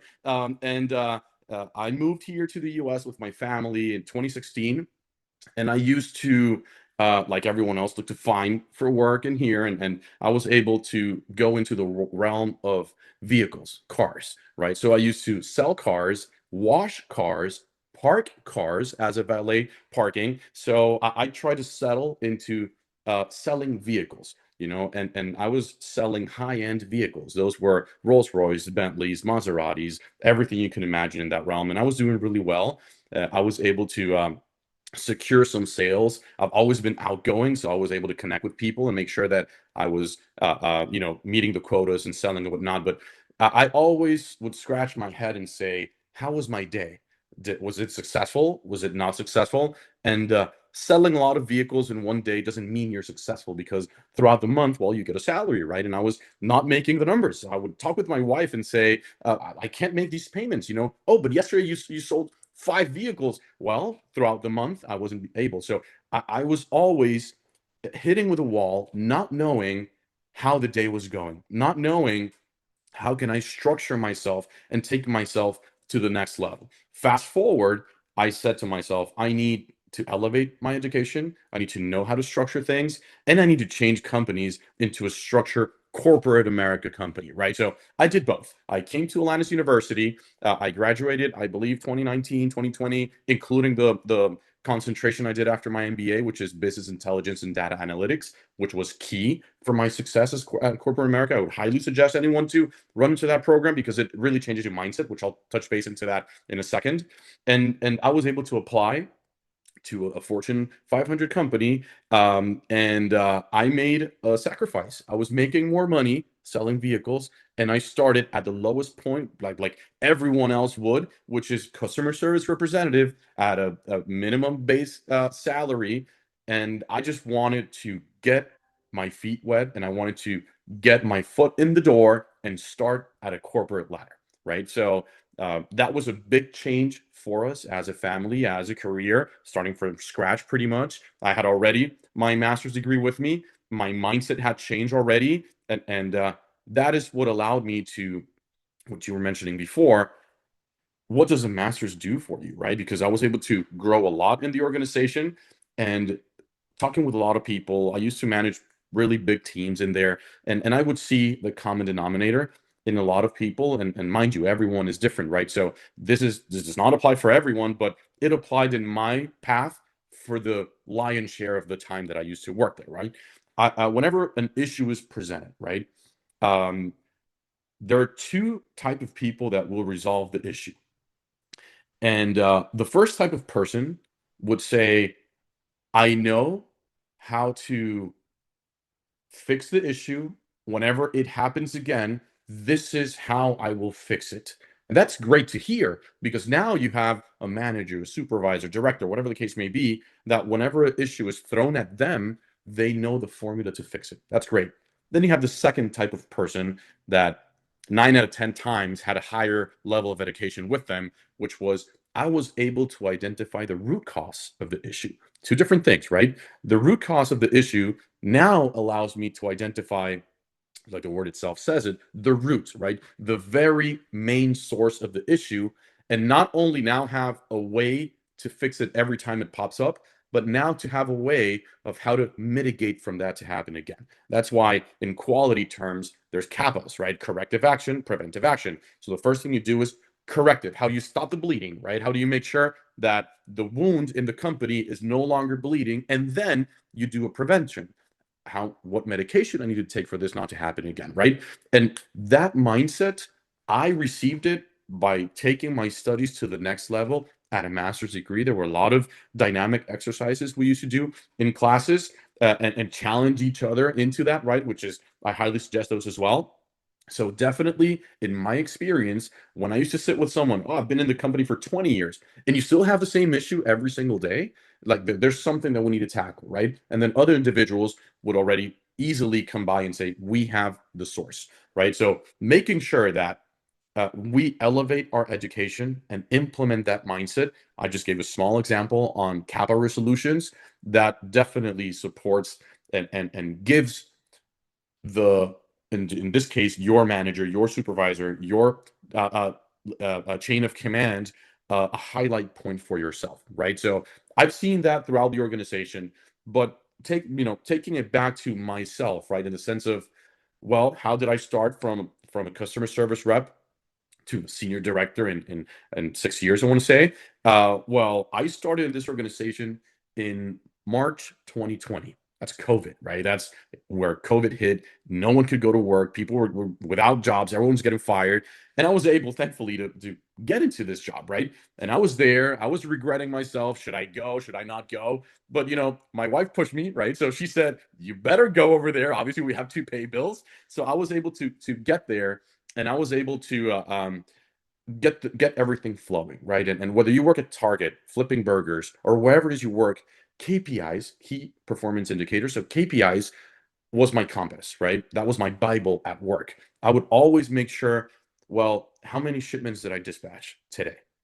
How quickly did I make them? If you're scanning inventory at Target, well, how many items did you scan in 1 hour? If you are flipping burgers at McDonald's, how many burgers did I flip in 1 hour? Everything is measurable, right? Absolutely everything. And we are all data-driven people. When you go to a restaurant and you order from the menu, well, you're checking the ingredients, you're checking the price, and based on that, you decide what you're going to order. That means you are a data-driven person. Why not take it to your work environment, right? So I did the same thing, right? I used to sit together with my team at the time, and the same issue I had that I mentioned at the beginning, I still had it there in the sense of, how do I know if I performed successfully today? Well, now I had the different mindset. I had the highest education at the time that I could achieve, master's degree. But this time, to how we were starting, I didn't leave it at, I have the knowledge without implementing. I started implementing the knowledge, right? I created, because I was able to learn a lot via RStudio, Power BI, and all these analytic tools. So I went to RStudio and I started to log in via coding. What was the volume? How were the routes that I were creating on shipments for them to be collected, right? And how efficient was I on my computer? How many minutes would I take from when I got the order to dispatch the order? And I started measuring myself, right? This allowed me to identify different ways to be more efficient. It's me versus me at this point, right? And it got to the point that within 1 month, I compared it to the second month, and I where I was able to duplicate my own results. So what I did was I took it to my manager and I said, well, look at my performance last month and at this performance, right? I need more money. No, I'm just kidding. I didn't say that. I did mention we should implement this throughout the whole team, right? Because if I was able to duplicate my own results, imagine what we could do with 50 people here, right? So long story short, in that sense, my manager owned it, right? And she started to implement it with every single one. And she was able to increase the efficiency for the team, which is great news, right? I didn't stop there. Remember, I mentioned that I started with COVID. So then when we started, we had different teams, right? All big pharma was in a race to see who would release the vaccine first, right? All the big names, LabCorp, Bayern, Pfizer, Johnson & Johnson, AstraZeneca, you name it, right? Everyone was in that race. Well, I was placed at the time in the Pfizer team, right? And I was able to run different algorithms. And I remember like it was yesterday, I had a blank Excel in front of me with my boss sitting right here saying, how can you make it better, right? So I acquired the knowledge. I didn't know how to implement it. And I started using those tools, the Power BI tools, the dashboards that I use on a single day. And I was able to do a profound analysis on drivers collecting samples from patients, something as simple as that, to make sure that they would get to the Pfizer pharma faster than the other teams. Long story short, in the vaccine realm, this was a small grain that was able to help Pfizer be the first ones in December to release the first COVID vaccine, right? So really, really good recognition, definitely a spotlight. And as you heard, there's no secret formula to it. It's simply get a dashboard, implement it, get what you know and implement it. Don't leave it at, you might fail. And I failed 1,000 times trying to implement it. But the point is to make sure that the know-how that you're getting, you are implementing it, right? That's really important because you get plaques, vaccine hero recognition. That's really good for you, right? You start getting as well different promotions. Now you have a team of 10, now of 50, now of 500, and you continue growing. But getting into a point that you grow from a customer service to an extended EC member in 6 years, it's a lot of work, a lot of sacrifice, a lot of stress. I'll give a live example, which is something that I was presenting late or at the end of my career with them. It's a lot of stress whenever you say something and what you say will happen, in the sense of I used to do a lot of forecasting for this company, volume forecasting, and how these companies work, just in case someone doesn't know, it's whatever number you say. So if we moved 200,000 small boxes, right? You move 200,000 shipments, and the RPS, revenue per shipment, is 500. That's $100 million in a month. And if I come over here and I am the one in charge of forecasting and I have a margin of error of 10%, right? Imagine the 5 million or 10 million loss that you will have, right? It's going to be on me because I am the one that showed up and I said, I did the formula. I'm the guy with the dashboard. I've been growing nonstop. I'm here. And I say that, right? My credibility goes to the ground. So, obviously not just myself, I had a lengthy team. We would sit down, brainstorm, had daily sessions, weekly sessions, start of the week meetings, end of the week meetings. There was structure behind this. And we got to a point that we were at 0.01% margin of error. That means that for 200,000 shipments we moved, less than 20 we would miss. There's a lot of formulas behind it. It's easy for me just to say it in 10 seconds, but there's a lot of lives that we're working into this, a lot of people putting their sacrifice into this, including myself. But there is a lot of sacrifice. There is a lot, 14-hour day meeting after a lot of travel, this comes into why I stepped away, right? So there's a lot of things that you're sacrificing. And mind you, you get recognition, you get the bonuses, you get the good salaries, right? So everything sounds really good, but no one ever touches on, well, what are you trading off based off that, right? And that takes me to why did I walk away, right? So I'm able to, as of now, I've shared how I got there, how I started, right? What was my tool? Having dashboards is the best thing you can do, right? Even for your personal finances. Everyone here, I would expect, has a small Excel FPL, this is how much, Xfinity or whatever cable provider, this is how much I pay, T-Mobile, Verizon, this is how much I pay, this is my income, and then you just have a small dashboard. It doesn't have to be anything fancy or coding. As long as you're implementing in small steps, you build the habit inside of you, and that becomes a culture within you, right? And then you do it on everything that you're doing, right? So that was my big tool, and I mentioned a lot of recognitions that I mentioned, right? A plaque, I got big salaries, I got big bonuses. But if I asked anyone in this audience, would you trade more than $100 an hour, or whatever the case may be, for one day to spend time with your family? I sure hope the answer is there's no amount of money you can give me to trade away with. I have a 6-year-old, a 2-year-old boy and girl, and I got to the point in which I was missing a lot of things with them. I was traveling too much. I couldn't spend time with my family. And for me personally, true wealth and true success is not defined on your bank account, but it's defined on a Wednesday at 2 p.m. that my son says, I want to play soccer, that I'm able to go and play soccer with him, right? Despite me being good or not. Again, Honduras not in the World Cup, right? But the point is being able to own my own time, right? So I decided to walk away because I don't want to continue trading off my time for a salary. It doesn't matter how high that salary is, because the salary comes with a price, and the price is you will be available to my time, the company's time, whatever time they're deciding. I need these deadlines. So continue doing that, but do it on your own time. Do that. You need to measure your own self. You can't start from scratch. That's why my best advice, and maybe I could start concluding with this, would be if there's a message that I want everyone to leave with, would be the following. Get yourself into corporate ladder, right? Climb it as much as you can. Use the tools that I just mentioned. So the first step would be climb the ladder, learn as much as you can, absorb everything. There's no bad example. There's example to follow and not to follow, but there's no bad example. So learn from the good people, learn from the bad people, not to do that, but learn from that portion. And the third thing would be take courage, right? It's a big step to say goodbye to the comfort of a good salary, the stability of every other Friday getting a bank account deposit, but get the courage once you have the know-how, once you learned everything, and build your own empire. So again, climb the ladder, absorb everything you can, build your own empire. Thank you again, Doctor. Thank you, Atlantis University, for the time, for allowing me to share this brief testimony. Happy for any Q&A. Off to you.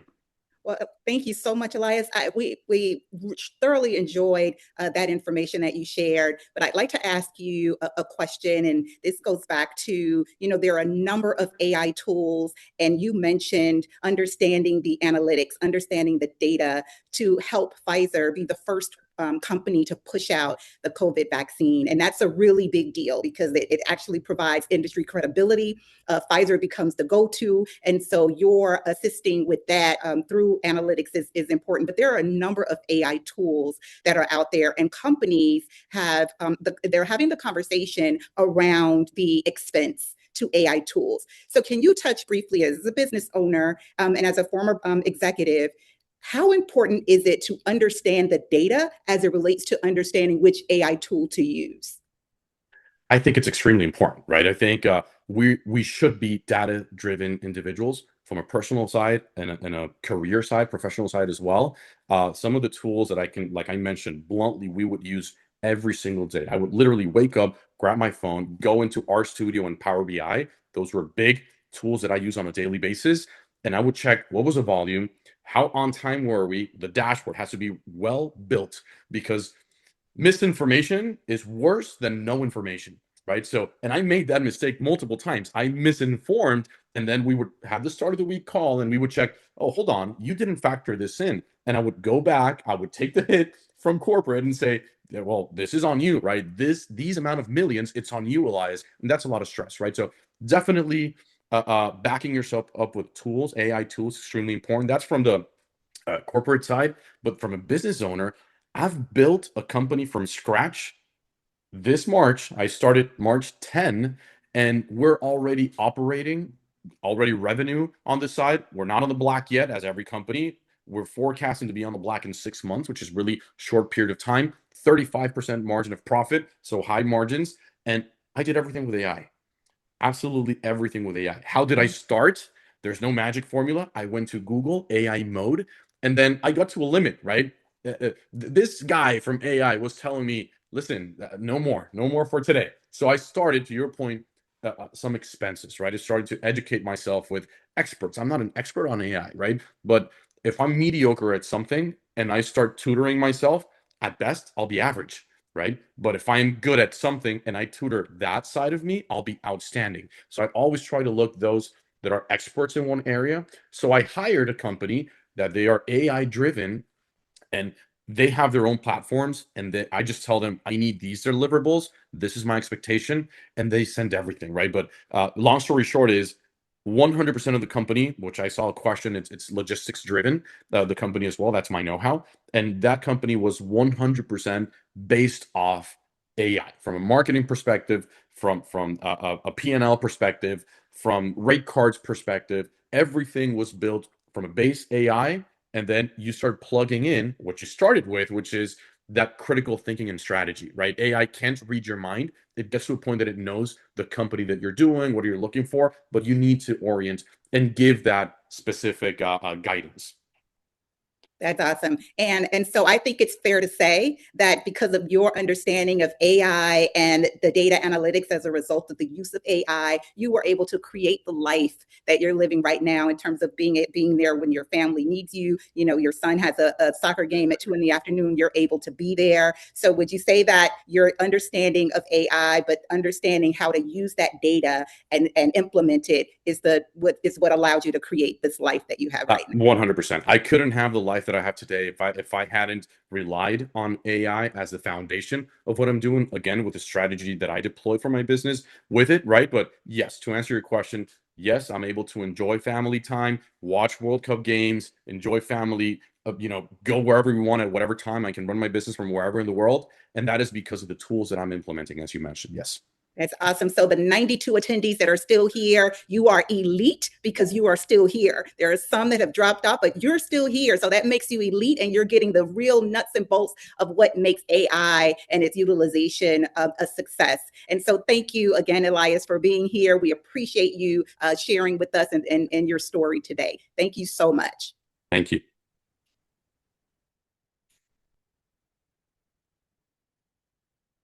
All right, everybody, let's give Elias a wonderful round of applause using your virtual hands, your virtual claps.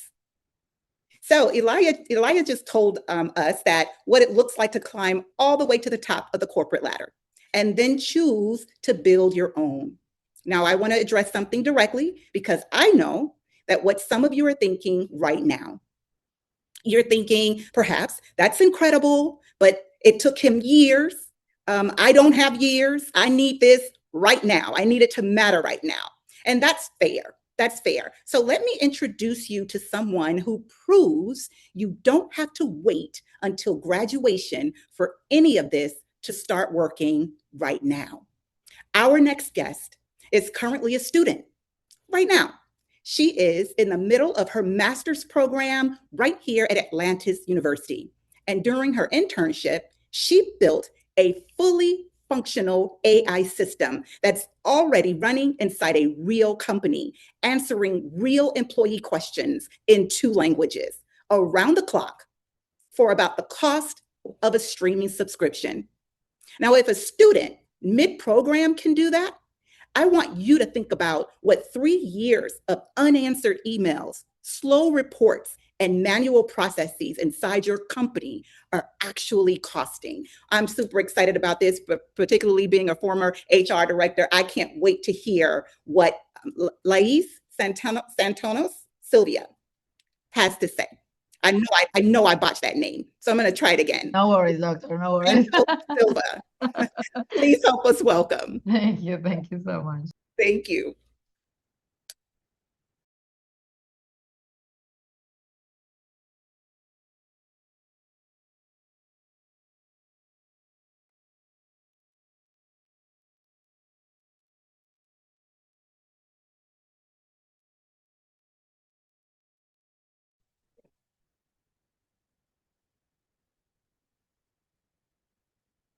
Where am I looking? Just one sec.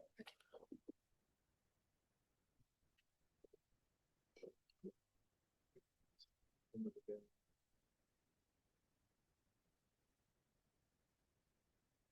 you're good to go.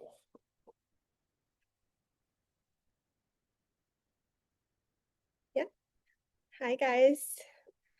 Well, it's good to be here today. My name is Lais. Thank you for the great introduction. Like she just said, I'm in the middle of my master's in artificial intelligence program here at Atlantis. I do have an MBA also in data analytics, so I share the effort that Elias had in terms of just measurement and all of that. So that was really good to watch and very inspiring. So as a master's in artificial intelligence student, what I have been doing is, just through the courses and how these courses help us, but also learning how to implement that into a corporate setting, like he was saying, because sometimes while you are working in the corporate setting, you may find barriers, challenges that you have to cross to be able to bring anything to life. So I think I'm going to be speaking a little bit about that with you guys today. This is something that I had to go through those hoops. I had to present to executives level. I had to create prototypes. I had to get approvals to bring it to life. So, and I also want to say that I wanted to start with something that was safe so that the organization is comfortable with the idea of having bots live and running around, right? And at the same time, within our organization, we have so many efforts already with artificial intelligence that are going on. So I wanted to bring something that was a little bit differential. So let's talk about the agent and how was the problem that we were looking into it, right? So, oh, I'm so sorry, it is a little bit off in this slide presentation that I'm seeing. Yeah, sorry. 1 second. Sec. I think maybe we could had it on the Mac Let's just fix this real quick. or just download it, right? Yep. Sorry, guys. A little technical difficulty.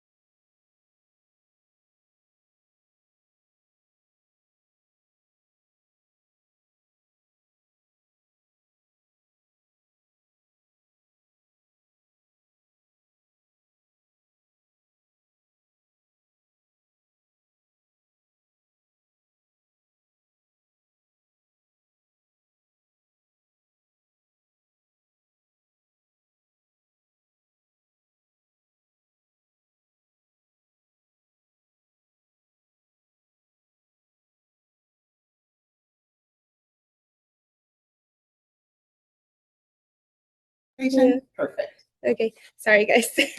So I'll just tell you a little bit. So I'm actually in the financial department, right? So I'm in FP&A because I am running some analysis and all of that.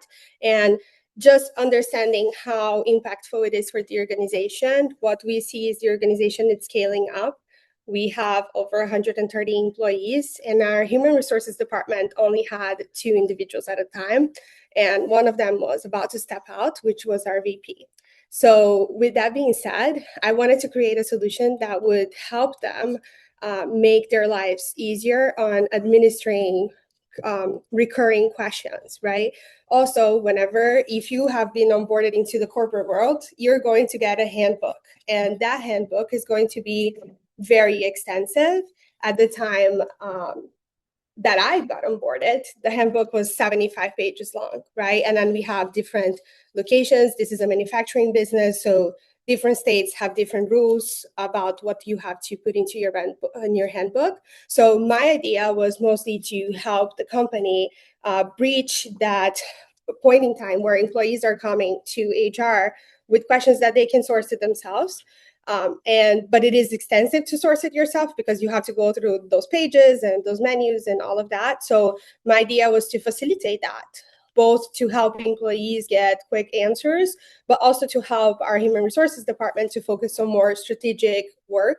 So that's how I identified the problem.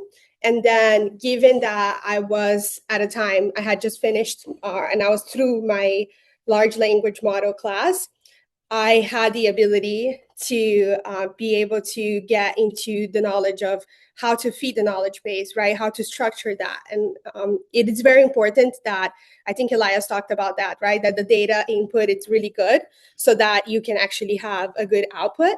So we're back. Sorry about that. So as we see here, this is basically what I ran us through. I talked about the challenge and how this strategic solution, it's helping us not have so many backlogs going on in terms of response time, because one person answering to 130 employees about how many PTOs days they will have, right? And even on onboarding employees in the company, it can be also a lot of work for human resources to be able to give out this information in a way that it's effective and that the employee really feels welcome and has good accessibility. We run on a Microsoft infrastructure in the organization. So we use Teams, we use SharePoint and all of that. So I also looked into a solution that will be able to feed within the company already existing structure instead of asking and pitching to get additional software or additional solutions. I said, let me work with what we have, and that's probably going to help me sell out the return of investment later on, right? Because I did have to have like a Shark Tank situation with our executives where I gave them these DTOs. So I started feeding the knowledge base and training the bots. I powered the agent with Microsoft 365 Copilot. That's an entry-level bot creator. You cannot really do agentic systems that will go through different agents and route the request, but you can create like a single agent, right? So that's basically where I went with to start. And I also, when I presented to them, I said, hey, we can start here and we can scale there. And it might cost us a little bit more, but then you're also going to get more output out of it. And then for the knowledge base, you have to make sure that since this is an extensive document, whenever you're training the ingestion, you have to make sure that you have some structure into that. And I thought that not only that, right, but crossing forward into how do you deploy something that is actually useful for the organization is to think about who is the audience, who is going to be interact with this, is this really going to be useful? And our employee base, since it's a manufacturing facility, we have a lot of employees that speak only Spanish. And I thought that that was a main point to tackle whenever I was setting up our agent. And it does service the company in English and Spanish in both languages.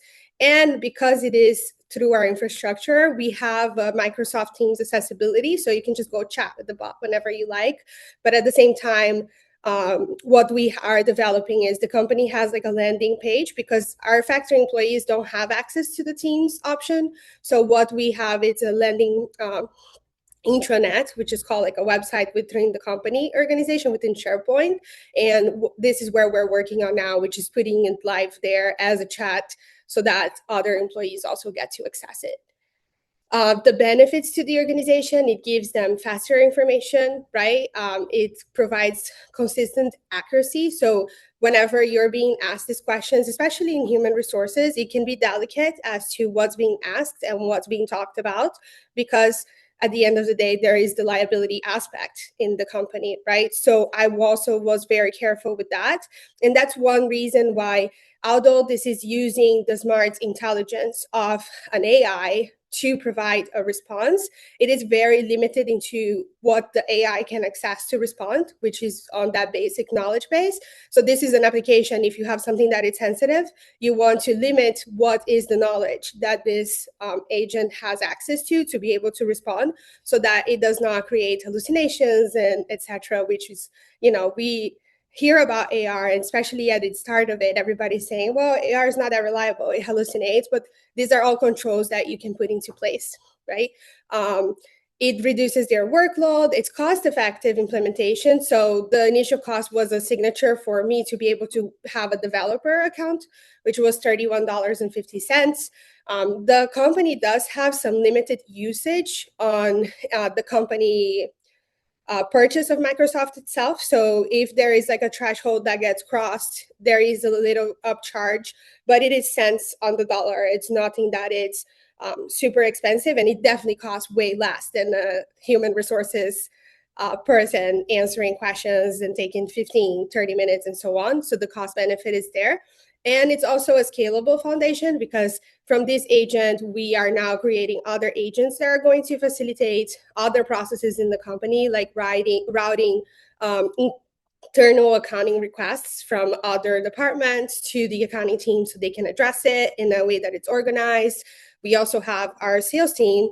We have engineered products that are very customizable. So to learn how to quote our product, it's very difficult. So we are also developing another bot that it's now just using the knowledge base on what to quote and how to quote it to help it out in that process of onboarding of anybody.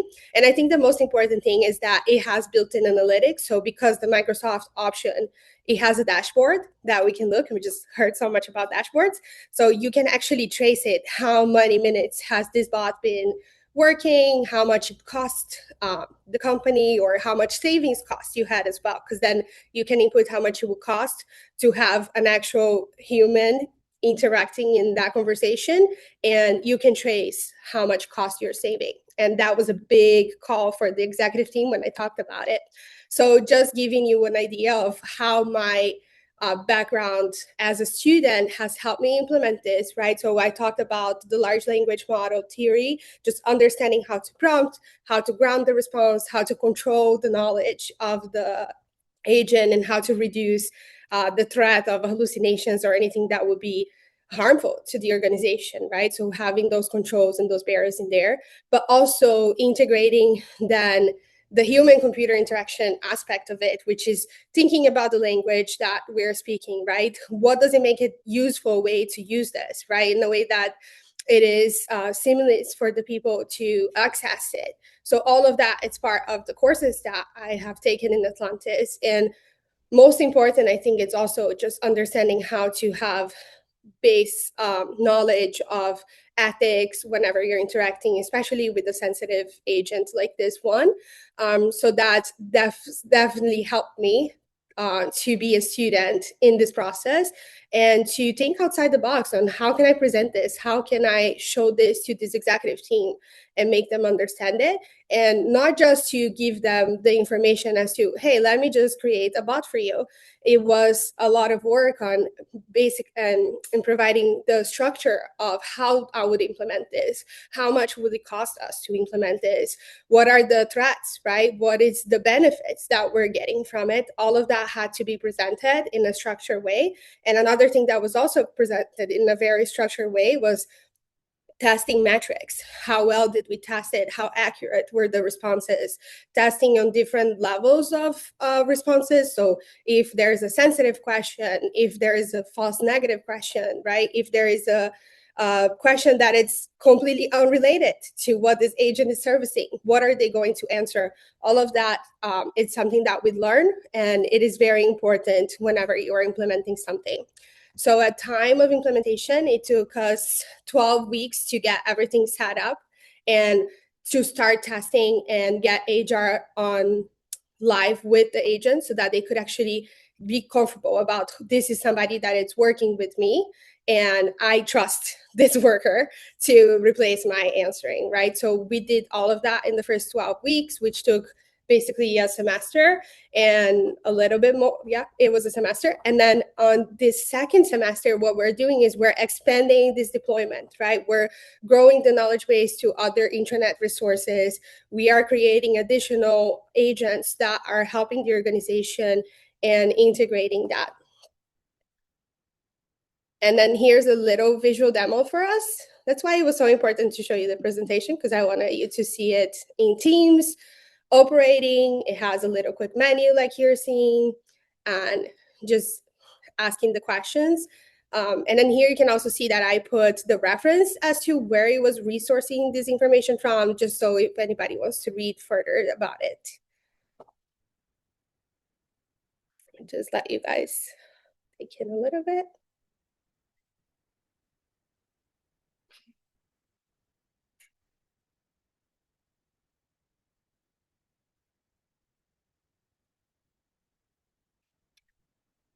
you can also see that the response time, it's this is sped up a little bit, but the response time, it's pretty fast. It's within the minute. And that is important because whenever you're building a tool like this, you have to consider these items as well. And that's something that we learn through intellectual knowledge, through school, right, on how to get that to be fine-tuned. And yes, we can learn in practice 100%, but at the same time, it does give us a push or a much faster route to have this knowledge in the back end, right? Where it stands and what's next. So like I said, we are already live. We are live with the employees that have Teams access, and they have been using it. We have been tracking the response and the return of investment. I was very happy whenever this got approved to roll out, which was in March of this year. So we are in June and it's already in production. And then in the next 60 to 90 days, we have been tracking this because we want to have metric reviews, right? That is important, but also expanding it to be more capable and doing more for us. It has definitely saved the person that I mentioned that was going to be stepped out, and we have now a single person managing human resources. So I think that this has been helpful for them 100% on just responding those recurring questions.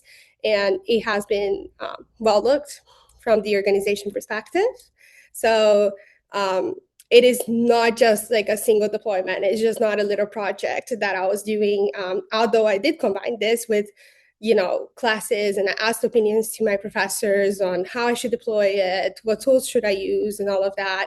I think that consideration and that access to have those people there helping it was something that was major in making this come true, but also empowering, right? So that I can go and develop even farther for us. And I'm happy to answer any questions that you guys may have. I can. Thank you, Lais. Thank you so much. I just see one question in the chat. Mm-hmm. What does it mean to power the agent? Educate the agent? Yes, educate the agent. But also powering means to make sure that it is connected throughout the way, right? So how is it that I am giving access to this agent? What is the resource? How is it going to access that resource, right? And how that resource is going to be put into practice, and how that's going to reach the employee that is talking to that agent. So all of this is the part of powering it, because you have to route it from its creation, but also to make it into production. Thank you. Thank you so much. I think that was the only question that we had in the chat. Thank you so much, Lais, for showing us everything that you have done. It is amazing, and we are so proud of have you as The tools. yeah, the tools. Yeah. So I used basically Microsoft 365 Copilot for this. I did use large language model like Claude to help me structure the project, or to create documentation on the training of the bot and the testing and all of that, because we do have a lot of documentation in there. I think that's it. Does that answer? The tools used. Yeah, so because I was using Microsoft 365 Copilot, that has a direct link with our Microsoft account, right? So in the backend settings of Copilot, I was able to share it through our Teams channel. And then you're also able to create linkages through the website and deploy that. Yeah, thank you so much, guys. I appreciate the time, and I'm happy to have talked to you. Thank you. Thank you so much, Lais.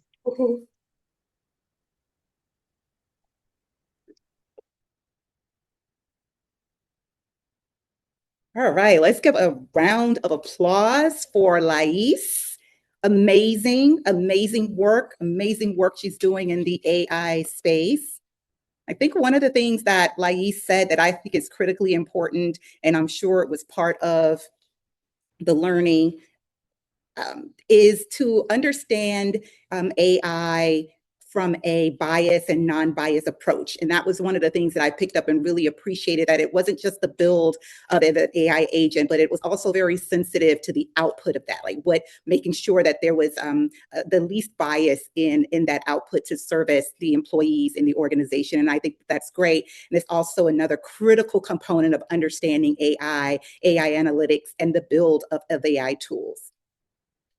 So let's connect the dots for a second. Daniel showed you what's possible when you run a business with financial discipline and data-driven decisions. John showed you live exactly what tools to make that possible and what they're worth in hours and dollars. Elias showed you that this works, whether you're climbing inside a company or building your own, because it's not about the path, it's about how you think. And Elias just showed you that you don't have to wait for any of it. It starts on day one. Now it's time to bring this all together and talk about what happens next for you. So stay with me.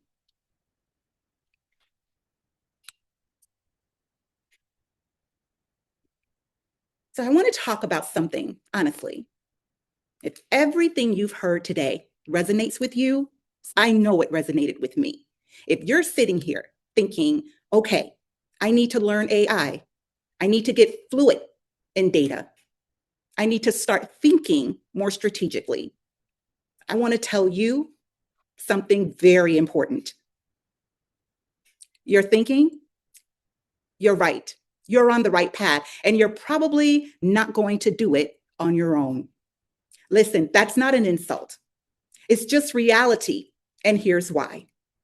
Most people who try to learn these skills, who try to learn them on their own, they run into the same three walls. Wall number one, no structure. You watch a YouTube video on Power BI on Tuesday, you get busy, and you don't touch it again until next month. There's no sequence, no curriculum, and then no momentum. Wall number two, no feedback. You build something like the proposal John showed us how to create, but you have no idea if it's actually good, if what it actually lands with a real executive, or what you're missing. And wall number three, there's no environment.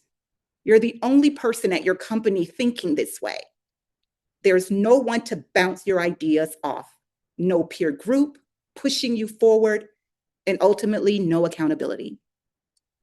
And here's the thing, none of that is your fault.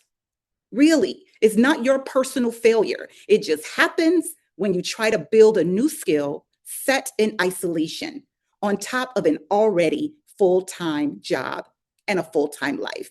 It's happened to me, and I'm sure it's happened to you. So let's talk about what actually works.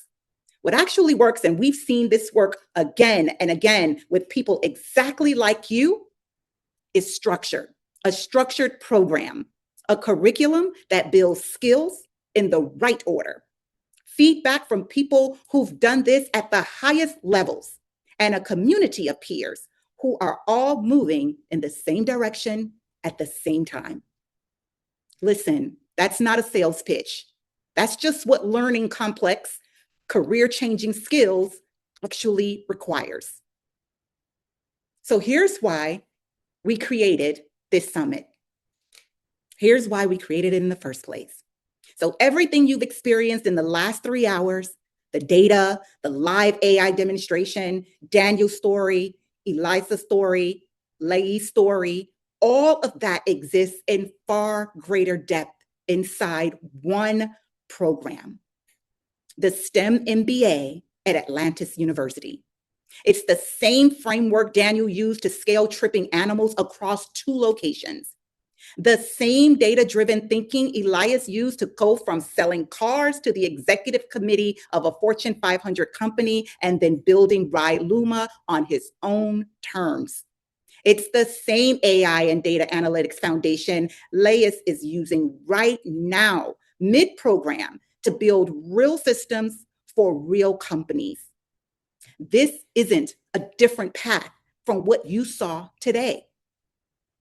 It is what you saw today. It's just structured, it's just sequenced, and it's supported. So let me show you exactly what it is.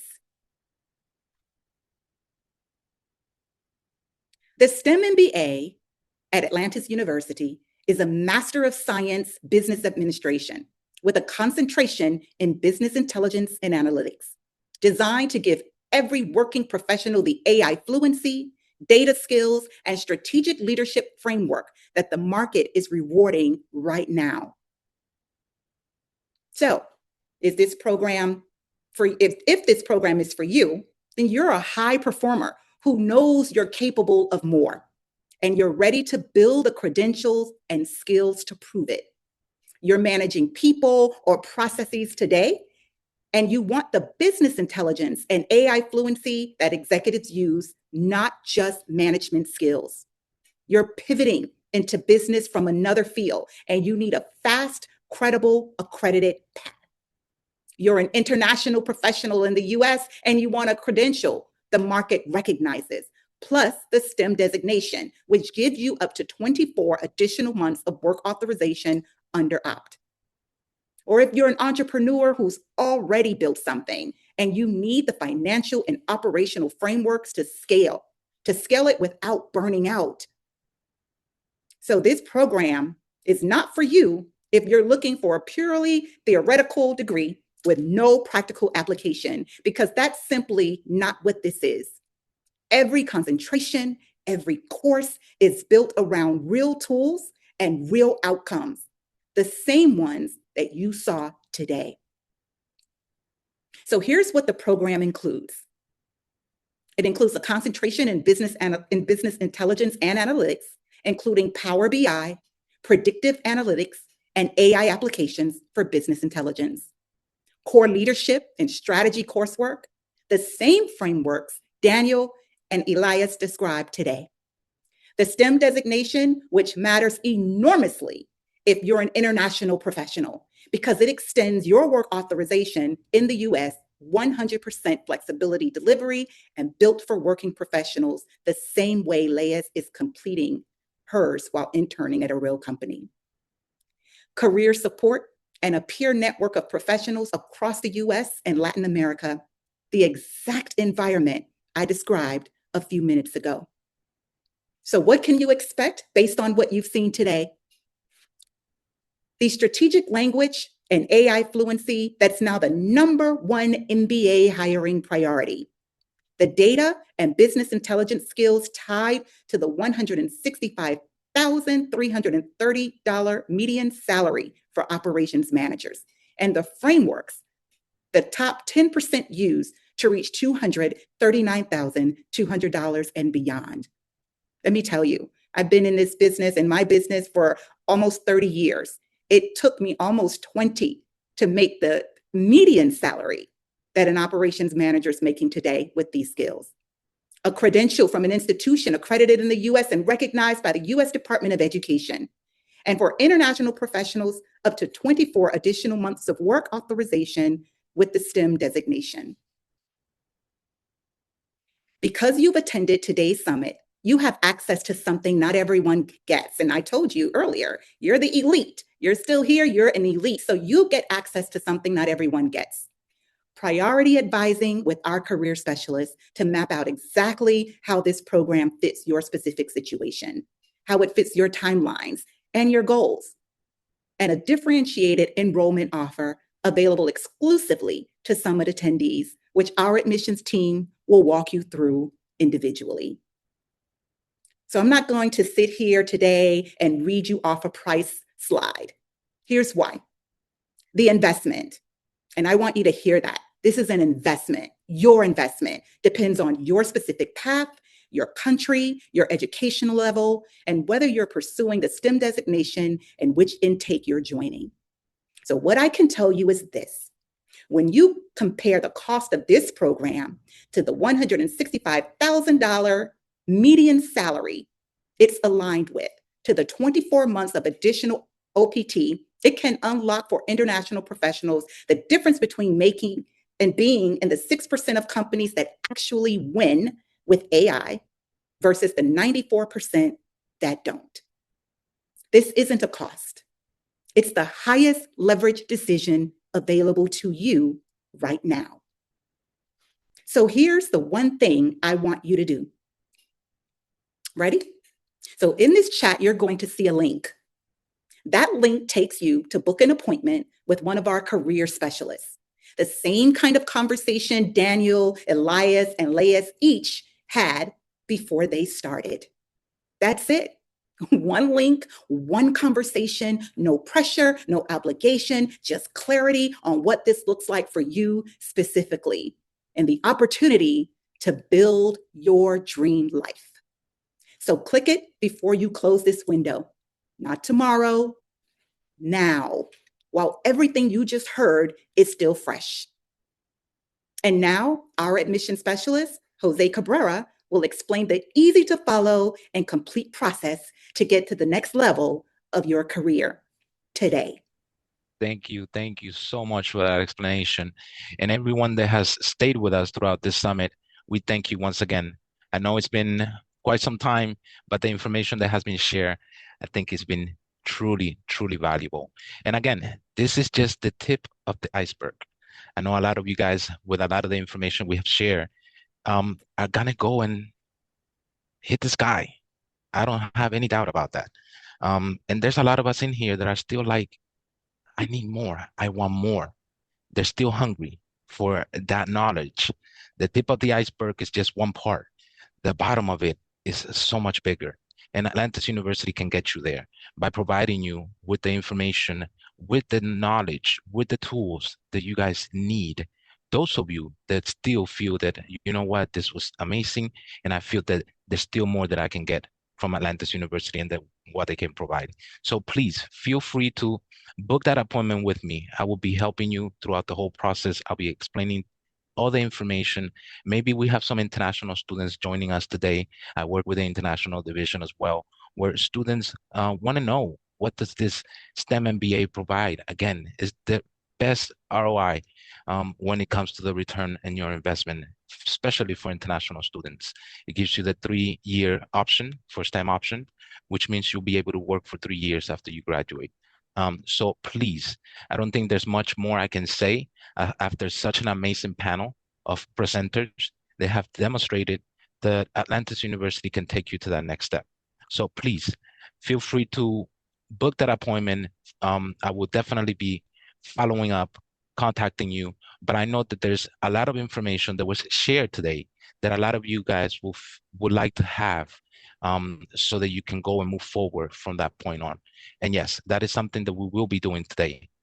We will be providing you guys with the certain scripts, certain information that we provided today. I believe Laura is going to share that information with us for us to be able to, for those of you that are just one certain part of this seminar, to be able to obtain that. And those of you that want more, please, we are here to help you, okay? Once again, everyone, thank you so much for joining us. And we are looking forward to making sure that our community always stays on top of their academic best. Thank you so much. Thank you so much, Jose, and thank you everybody for being here and stay with us. Yes, I would like to mention we have well, before we leave, before we close this, 2 quick reminders. Well, first, I'm going to share again the link with the Calendly of Jose. This is the link that we're going to see right now in the chat is the link where you can book your appointment with Jose. So Jose can take you through the process, the admission process, and the particular case of yours, depending on where you are, your academic level, like a certain profile that we have to do about you, so he can better assist you. And also we will have, of course, another link where you can get like a certificate of participation for being here with us today. That's a totally free certificate of participation. You just have to enter your information in this link that I'm going to provide in the chat right now, so you can get your certification for assisting to the webinar today. But also we have another option, which is like to take this a little bit further. So if you would like to receive your official transcript from this summit, a real accredited document that you can add directly to your resume, the link is also available in the chat. I'm going to send it to you right now. It's a $100 investment. And this is an official document that our academic department makes with your name, the duration of the summit, all the topics that we covered today, and all the skill set that we developed today by assisting to this summit. And that's gonna be also on the chat for the payment for the official transcript, which is gonna be, yes, the certificate. I mean, like, so you're gonna have, that's why I'm explaining, because you're gonna have 3 links on the chat. So one is for the book the appointment. I'm gonna share the 3 links. Book the appointment with Jose. That's one of the links. The other is for the free certificate. I'm gonna put that name like that, certificate. And the other one is for making the payment for the official transcript, So I'm gonna share this right now in the chat. So let me know, please, if you see the information. So the first one is to book the appointment with Jose. The first one, the first link that you're gonna see over there, it says book the appointment. Yes. The other one is for the official transcript, which is the one with the official transcript, the certificate that explains everything, that the topics that we covered today, who the speakers were, what were the topics, each of them explained to us, and the tools that John used in the workshop that he shared with us also. And the third link that you're gonna see over there is the free certificate. So in that link, you just click the link and enter your information. Please make sure you enter the correct information, because it happens sometimes that people put the name like incorrectly or anything, and that's like automatic. As soon as you enter the information, you're gonna get the certificate. So again, the 3 links that are in the chat to book the appointment with Jose, the first one, the second one for the official transcripts of the event, the summit, and the free certificate is the third link that you're gonna see on the chat. And that will be pretty much everything that we have ready for you today. I'm gonna send you, I'm sorry, I almost forgot. I'm gonna send you also the guide with all the tools that John used in the workshop that he shared with us, and like the step-by-step that you have to follow in order for you to develop something similar, like the one that the information that he used in his workshop. You just received your certificate. Thank you, Lolita. Perfect. Thank you so much. Amazing. So Excellent. again, the first link to book the appointment, the second for the official transcript, and the third one for the free certificate. Thank you so much for being here with us.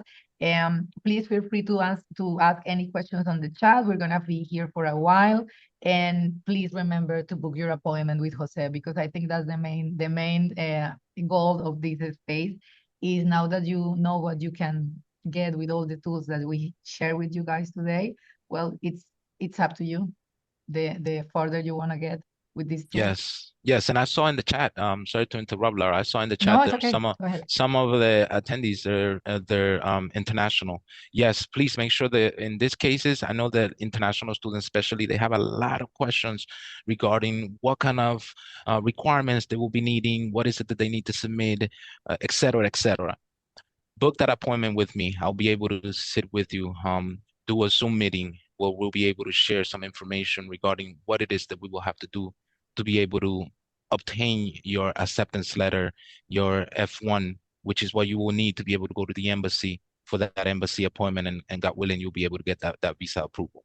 Okay, so yes, please feel free to book the appointment. I'll be having a special Zoom meeting with all of you that do so to be able to give you more information about the program, about everything that we use, special scholarships that we're currently offering, et cetera, et cetera. Thank you so much, everyone, for attending. But definitely we'll be here to answer a few more questions of those of you that are still with us.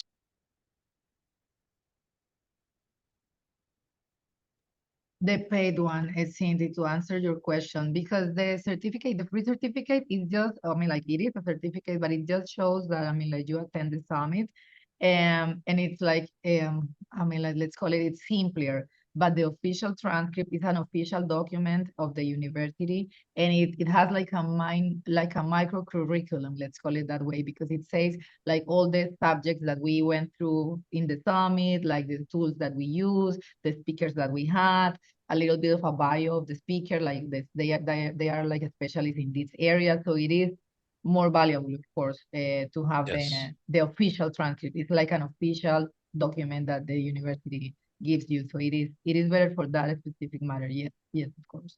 Laura, do you by any chance have a sample you could show us here of with the credentials and yes, I think you showed it to me yesterday. I think you showed me something like that. For other summit that we had. Yeah. For other one that was in healthcare.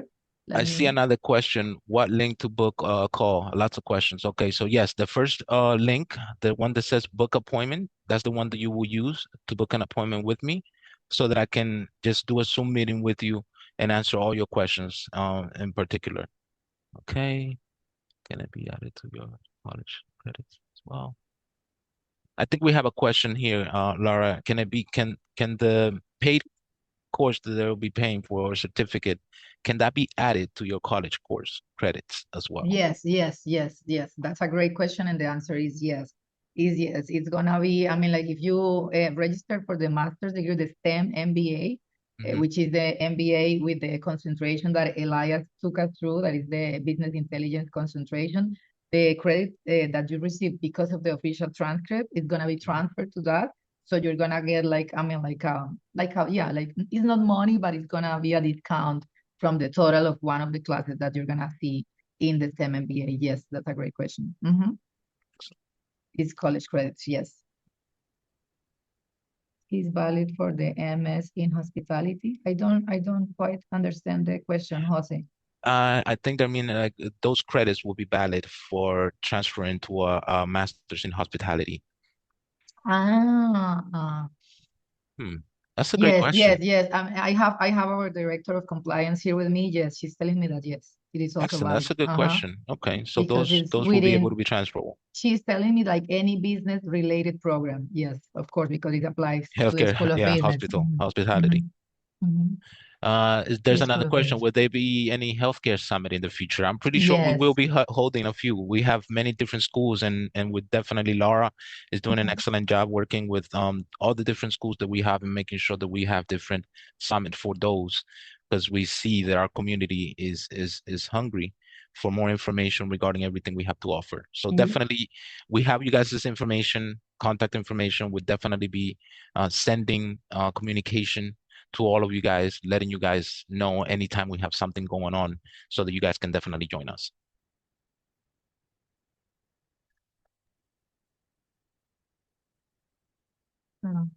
Okay, so Yes, we have another question. Go ahead, Laura. I'm sorry. Yes, I'm sorry. I'm just sharing again the link that John shared with us because I saw that someone in the chat was asking.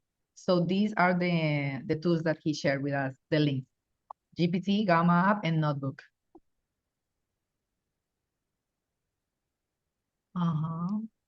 And again, our links. So we have now 6 links in the chat. Beautiful.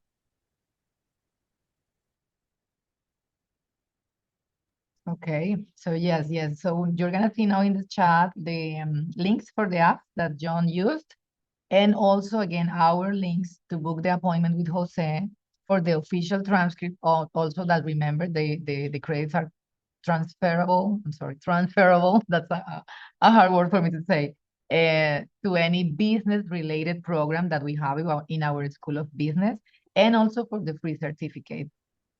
Can the official transcript be used toward any college curriculum you have or you already? I think that's a hard question to answer, Cindy, because it depends of like each school. I mean, like we could say like yes for our school, but it depends also on the receiving institution. Yes, exactly. Yeah. We definitely can assure you that for our institution and any of our programs, business related, they will be recognizable. However, for any other institutions, we will hate to make a promise because let's be honest, education is a business like everything else. Therefore, depending on that receiving institution, if they want to recognize those credits, they will do so, and how many they will be the ones making that decision.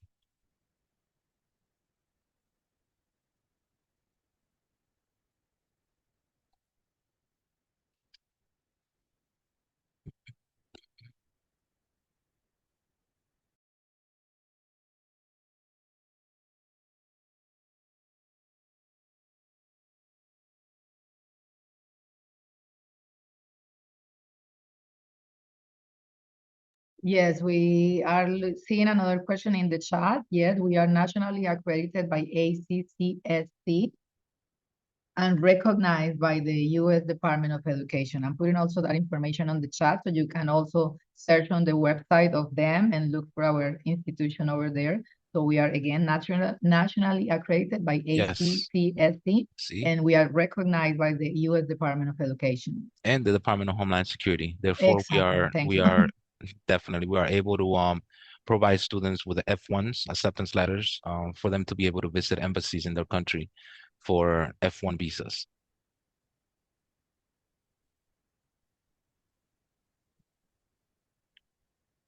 Magnificent, magnificent.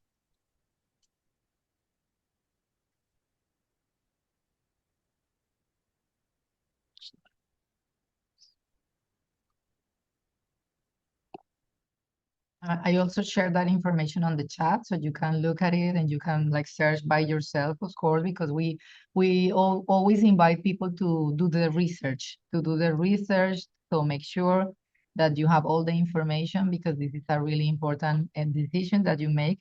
And of course, we want you to feel comfortable and to feel that you are doing the best decision for you and your future. And that's why we also have this type of events, because we want to show you, not just to tell you that we're good, but to show you that we are. So yes, thank you so much for being here.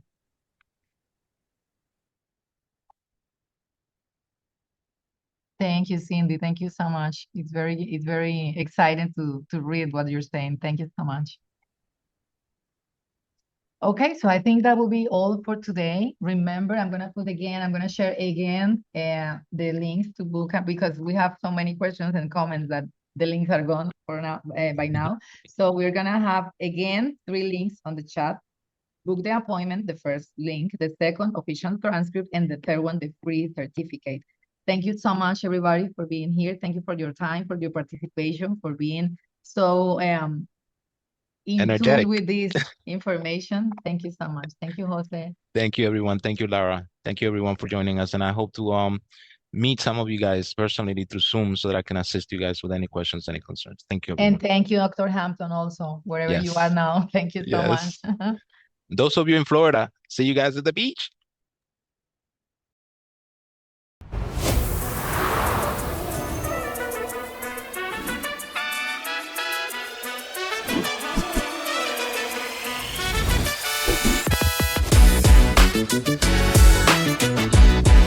We want to open the doors of our main campus to you, so you can experience with us the Atlantis Nest, your future house of study.